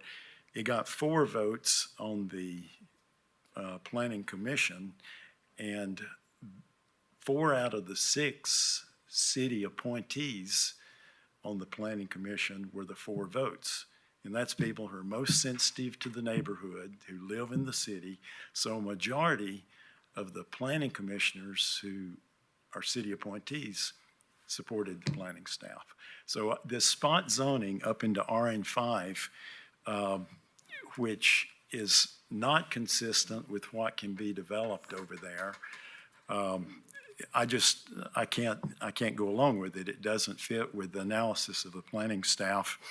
And to think that this is not all the talk about the surrounding area, that's not going to make any difference on how this is developed. Mr. Higgins could go in right now and under RN4 build 11 units, and according to the staff report, he would need a special use, but they think that a special use is appropriate. So I've got a problem with rezoning RN5 so a developer can do some incremental difference on what he needs. I just think we should respect the laws we have and the surrounding area of the context this is in before we would rezone for just an incremental increase in units. If I, Mr. Higgins, no one has asked you a question. well, Yeah. he said, correct me if I'm wrong, so I just want to correct Okay, go ahead, Mr. Higgins. So sorry for that. I don't own them all. The middle one is owned with a partner, and so replatting them when there's a different ownership right in the middle of that would be very complicated. So you said, correct me if I'm wrong, so just wanted to let you know. Turn your microphone on, Mr. Thomas. In our discussions, you basically said, yeah, you own the property. You did mention that you had a partner, but you also said that you could replot it and get the size of the... I'm saying that is feasibly possible. But, okay, that's all I needed. Okay, council members, Vice Mayor Smith. Thanks. Just one more comment. I think I'm going to vote against this, and it's not because of what you want to do with the property, but I do think were this to pass, there is a full strip of RN4, and I do think what we have to consider, as do you on Planning Commission, is what happens after this, not just for this property, but for adjacent properties. And I have been reluctant to support spot rezoning since my first month on council, and still reluctant because not necessarily, like I said, for the specific project, but for the next applicant that comes up and buys the property beside this and says, well, the next one's RM5, how about this one? And that's a real thing, and we've seen it. And so if I had to be persuaded by anything, it's the ripple effect that it can have without a comprehensive look at what do we want here? I mean, Councilwoman Ryder, I find your arguments very compelling.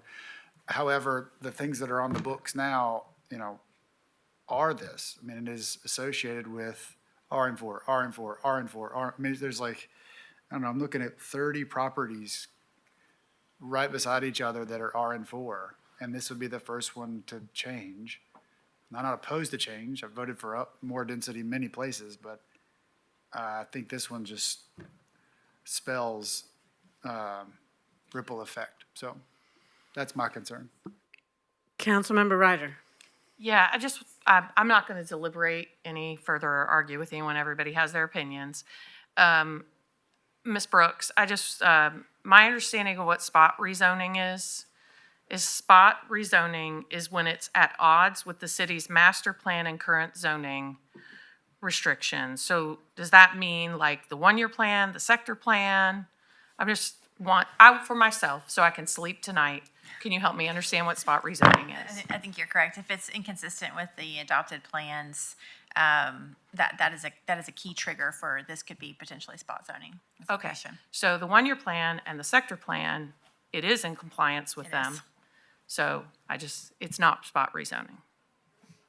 Okay, I do agree that it could make a chain ripple effect, but, we have to decide housing goes somewhere, and so far, lots of times, the answer is nowhere. So there you go. Oh, I'll correct myself. Councilman Thomas said that there still can be housing there. This is correct. There can be some single-family houses there. There can be single-family houses.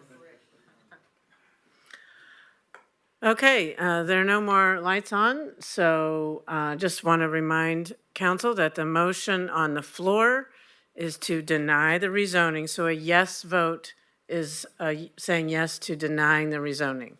Does everyone understand what they're voting on, what a yes vote means and what a no vote means? And Mr. Johnson suggested we do a roll call vote.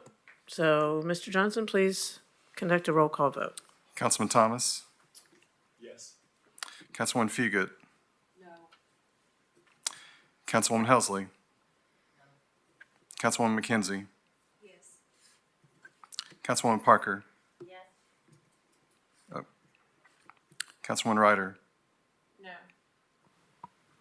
Councilwoman Roberto? Yes. Councilwoman Singh? No. Vice Mayor Smith? Yes. The vote is 5 in favor, 4 opposed. Okay, the motion to deny the rezoning passes. Is that right? Did I say that right? Okay. 12F is an ordinance to change the base zoning classification of property located at 1316 Grand Avenue from RN5 District to CG2 District. North American Islamic Trust Incorporated Applicant First District. Second. Motion made to approve and seconded. Any questions or discussion? Seeing none, all those in favor, please say aye. Aye. Any opposed? Motion carries. 12G is an ordinance approving the request of Anthony Bryant for an amendment to the Northwest City Sector Plan from medium-density residential office to Callahan Drive Mixed-Use Special District for property located at 6721 and 6727 Campbell Lane, 3rd District. Move to approve. Second. Motion made to approve and seconded. Councilmember Singh? I'd like to consolidate items G, H, and I. Okay, motion made to consolidate items G, H, and I has been made and seconded. Any questions about the consolidation? Seeing none, all those in favor, please say aye. Aye. Any opposed? Okay, is there a motion on the I guess we're back to the consolidated motion in favor. Move to approve, made and seconded. Any questions or discussion on these items? Seeing none, all those in favor, please say aye. Aye. Any opposed? No. Motion carries 8-1.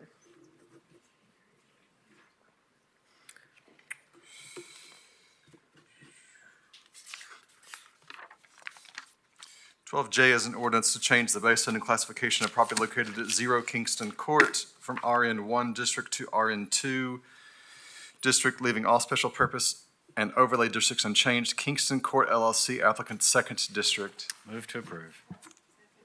Motion made to approve and seconded. Any questions or discussion? Councilman Roberto. Thank you, Mayor. Is anyone here who's developing this? Could you come up and answer some questions? Yes, sir. I did notice that there was some dissent from the neighbors about the property. And if I remember correctly, you've got like 19,000 square feet roughly. Yeah, 19,200. And If you could just state your name and address for the record, please. Yes, Matthew Thompson at 5816. And Mr. Thompson, I guess could you start by just telling us what your plan is here? Yeah, the plan is, so you have you have RN3 right across the street with LaRue condos, okay? And then you have the historical mansions beside, or whatever you would call those, with the serpentine wall. So I'm gonna match that. So it's a pretty gorgeous lot sitting right across LaRue. And so I'm gonna do a fence along Kingston Pike there, and it's going to, the units, or the 3 homes or units there are gonna face LaRue, Kingston Pike side. Then you'll come down Kingston Court. You won't enter off Kingston Pike. There'll be a shared driveway that enters the units from behind. And how many units are you planning on doing? 3 at most. Okay. And so is it 3 single-family homes? What are we Correct. talking about? Okay. Yes. And I think you probably have to do that, move to RN2 to get the smaller lot size down to 5,000. That's correct, sir, Because yes. with the 19, you Right. couldn't get it done. Have you talked to the neighbors about Yeah, it, what your plan was? Yes, I went and met with them at their home. We walked through the plans. It was different than what they're anticipating. They really wanted, like a lot of folks, nothing built there. And as we walked through it, they were happy with what I recommended. They thought it'd be even though they don't want anything there, they thought it would meet their, I guess, the quality or whatever they're trying to maintain there. And were you looking at, selling these homes, renting Correct, these yes. homes, so it's selling? Yep. And, I mean, you're right there on Kingston Pike. That's right on Kingston Pike. So you got to fit, it matches. You have LaRue across. I'm trying to find something that matches being right on Kingston Pike. You got the sidewalk there. You got public transportation. So it really fits. Well, and I did notice, the comments in the, planning report. So there were some neighbors who wanted to, not see, more than, 1 or 2 houses built on the property. But, I looked through the staff report, just like the last one, and there's nothing that I can really say about not making this change. So I'm going to go ahead and approve it tonight, and we'll do second reading. But I do appreciate, you coming up and answering some questions for me. Yes, sir. Thank you. Any further questions or discussion? Seeing none, all those in favor, please say aye. Aye. Any opposed? Motion carries. 12K is an ordinance to change the base zoning classification of property located at 0 Wallwood Road from RN1 district to RN2 district. Franco Iricoze, applicant 5th district. Motion made to approve and seconded. Any questions or discussion? Councilmember Parker. Yeah, I had a question about this rezoning. I didn't know if anyone's here with the development that could talk about it. Is anyone here? Is anyone here representing the property, rezoning classification property at 0 Wallwood Road? Anyone here? Apparently not.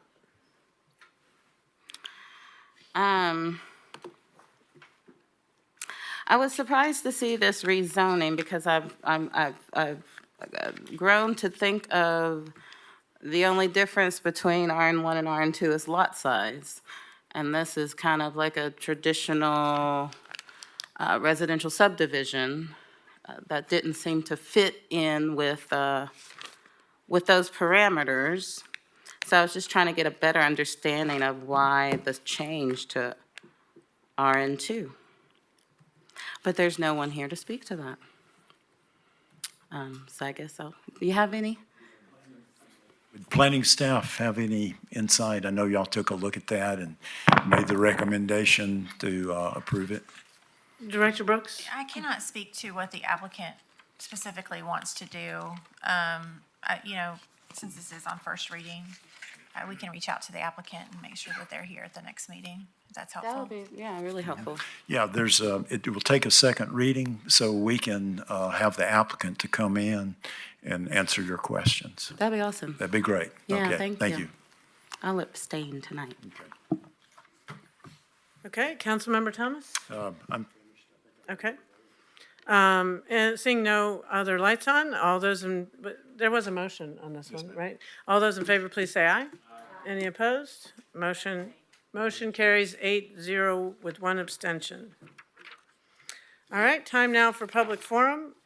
First person signed up to speak is Miss Lindsay Yaremko. Miss Yaremko, you'll have up to 5 minutes to address council. Lindsay Uremko, 1750 Hillwood Drive. Just wanted to say to council, thank you for insisting on more information in the agenda packet for the opioid grant. I did want to put a finer point on why that is of value. The grant I was referring to that no one asked about, if we're using those federal grants for the different resolutions that I mentioned. But that grant came before council in May of 2023, and all that was in the agenda packet was like the original RFP, or request for proposal. And so our application wasn't in there yet. That application was turned in, within a week. It was due at the end of the month. And that was in May. So that was the Community-Based Violence Intervention Grant. Community-Based Violence Intervention and Prevention Initiative. We were awarded the $2 million. I guess we haven't spent any of the money yet, but the reason why I'm bringing it up is because to get that grant just as a member of the public, I filled out a request for that information, and it took 18 days, business days, and 20 emails to get just the grant application. Most of what you all, it took like 2 weeks in between city council meetings to get that additional information in the agenda packet because you asked for it. That was much more efficient than the process that I went through. In fact, in 15 days in, before I had everything, I was essentially sent an email, and this is what I sent to you all tonight. I just forwarded all this information in case you're curious about this grant, because it is $2 million that is about a lot of different programs that we talked about today potentially could maybe be used for. And that grant period has started and is going until the end of September in 2026. So, like I said, at about 15 business days in and 13 emails before I had all the application information, I was basically sent an email that said that I had exhausted my courtesy hour to get grant information. The director of communications for the city was really polite. We were really polite in our back and forths, but he said that a lot of the additional delay was just needing to go through the Director Middlebrook of the Office of Community Safety and Empowerment. And so because we had to kind of go through this like three-way thing, it took all this time to eventually get the information. So that's 18 business days and 20 emails to get most of what could have been in the agenda packet. And now I have no idea how long my courtesy hour how long it takes to basically get any sort of grace from the city as far as asking for additional information.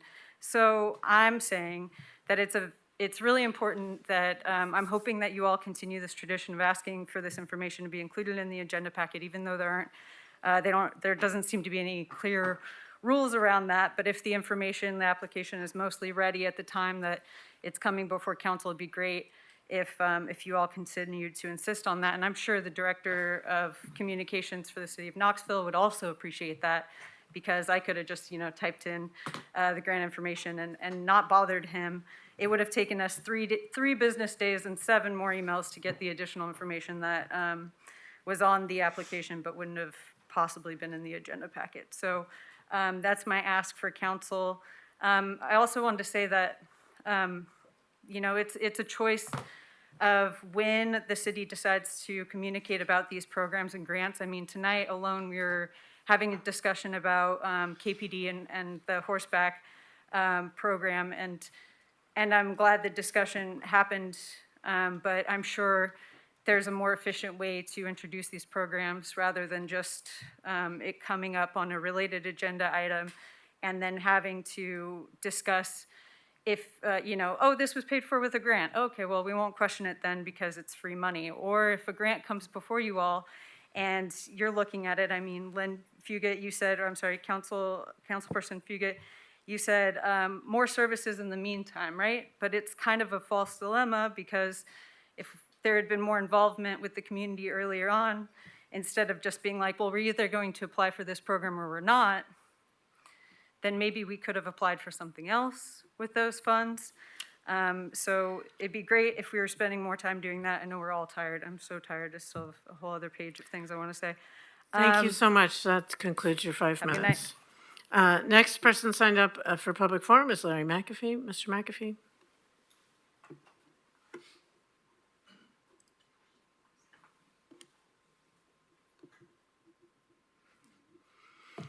Good evening. I have a prepared speech, but I'll be remiss not to address 2 issues that I heard tonight. The first one is the Knoxville Fire Department responds to every overdose that comes through E911. And 97% of the time, we are first on scene. Secondly, the Knoxville Fire Department has CIT members. Not everyone is a part of it, but there are members of the Knoxville Fire Department. There are CIT members. So I want that to be noted. I invite you all to take a journey with me. Imagine yourself as a loving and dedicated parent with multiple children. As an attentive caregiver, you notice that your eldest child is heading down a destructive path, unproductive. But because of your deep love and commitment, you refuse to give up on them.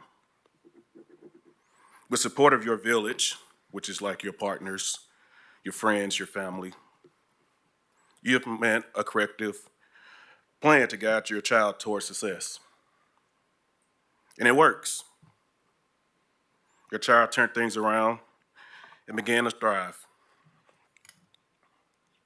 Years later, you recognize familiar warning signs in another child of yours.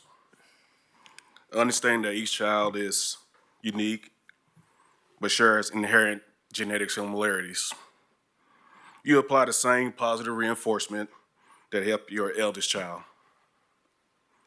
Once again, this approach proves to be successful.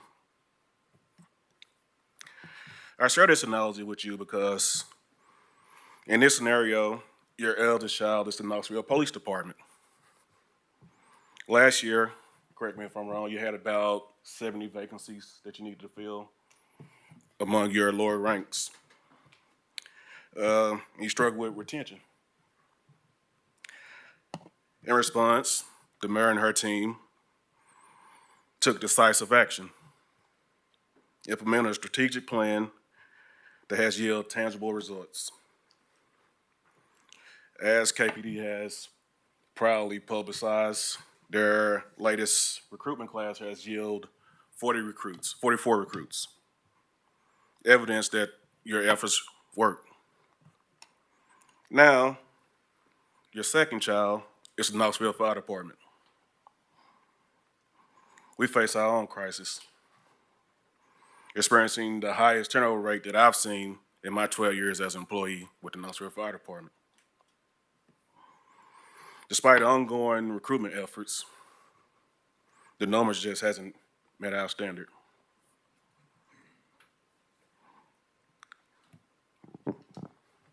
And it's remained far from what we need to ensure that we have a strong and successful firefighting force. Just as with KPD, corrective action is needed. And just like before, it's going to take a financial investment in the Knoxville Fire Department. You have the power to set the Knoxville Fire Department on a successful path. So I urge you to take action to strengthen the future and effectiveness of our fire department. Thank you. Thank you. Next person signed up to speak at public forum is Hannah Freeman. Is Hannah Freeman present? The final person signed up to speak is Nzinga Amani. Nzinga Amani, please come to the podium. You'll have up to 5 minutes to address council.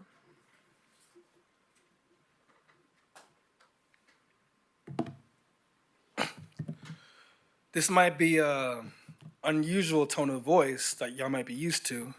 I know it's late, but I think this is something y'all need to hear.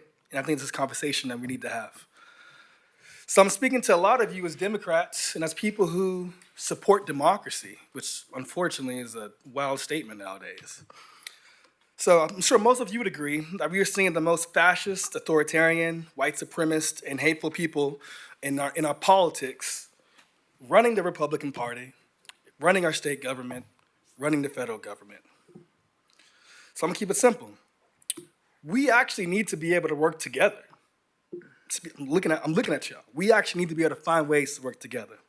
We are seeing the rights of immigrants being threatened, the rights of women, trans folks. We've seen civil rights being threatened. The rights of anyone who disagrees with authoritarianism is deemed to be threatened. In times like these, we need to realize when we're on the same side. And I'm gonna be real. I think it's heavily likely that you, Mayor, had a lot to do with the incident when I got jumped by those police right there. It's highly likely that you have something to do with it. Because of your actions, and not only your actions, but also the godless sheriffs, I was mistreated by police violently, choked unconscious. I was trending on the news from Knoxville to Switzerland. Seriously, you can look my name up and find some Switzerland Times, right? This is just a piece of the violence that you perpetuate every single day, letting our police forces run rampant across the communities, saying that police should be responding to every single call. This is violence that happens every single day on y'all's watch, but still, nonetheless, I'm willing to put some things aside in order to have a productive relationship when we need to. Because there's those of us who believe in democracy and want to fight for it, and there are those of us who are supportive of this MAGA authoritarianism we're seeing. Most of us are on the same side of that equation. So we got to join forces, and I mean that sometimes formally, but also informally, right? Understanding that some places that y'all can't go, the community can go, right? It doesn't have to be all above board, but we got to understand we're on the same side. With that, we do also need to build some trust. The community needs to trust you all, the city government, right? To trust you all to stand up against MAGA bigots and billionaires. Trust you, the mayor, and the police chief who's not here, but I'm speaking to all the police in the room. And I want y'all to go back and tell all y'all peoples about this, right? We need to be able to trust y'all, trust you as the head of police to not get in line with these mass deportations, not get in line with these mass criminalizations of folks, right?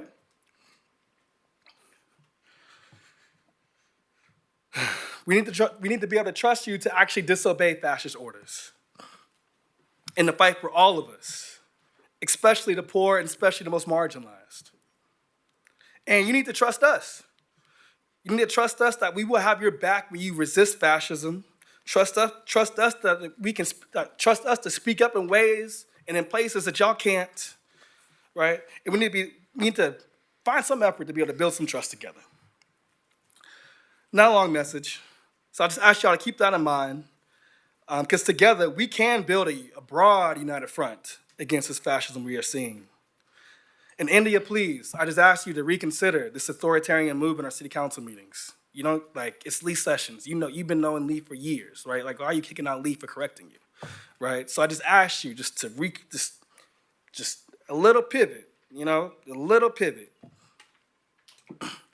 So when you face this tough decisions from the state, there's some scary stuff happening in the state. Y'all see it, right? From our federal government, all sorts of orders and all sorts of things down the pike, right? when you face those tough decisions, have some faith in us, right? We don't gotta agree on everything. We don't. No one's pretending we do, right? But we are seeing a threat that's bigger than all of us. And if we can't find ways to come together as informally as it needs to be, right? Tackle the different spaces we're in. If we can't do that, what kind of model are we setting for future generations? What kind of model are we setting to younger generations? So I know we don't gotta agree on everything, but we on the same side against Trump. And I hope y'all see that. Thank you. Council, that concludes people who signed up for public forum without objection. Oh, I'm Can sorry. I just Ms. say one Hensley? thing, and I know we're not supposed to do it after, but I'm saying it anyway. That $2 million abatement grant, they did not get that. So it was just said that they got it, they didn't. Okay. Yeah, let's adjourn wasn't? this meeting. Okay. We can talk about this later.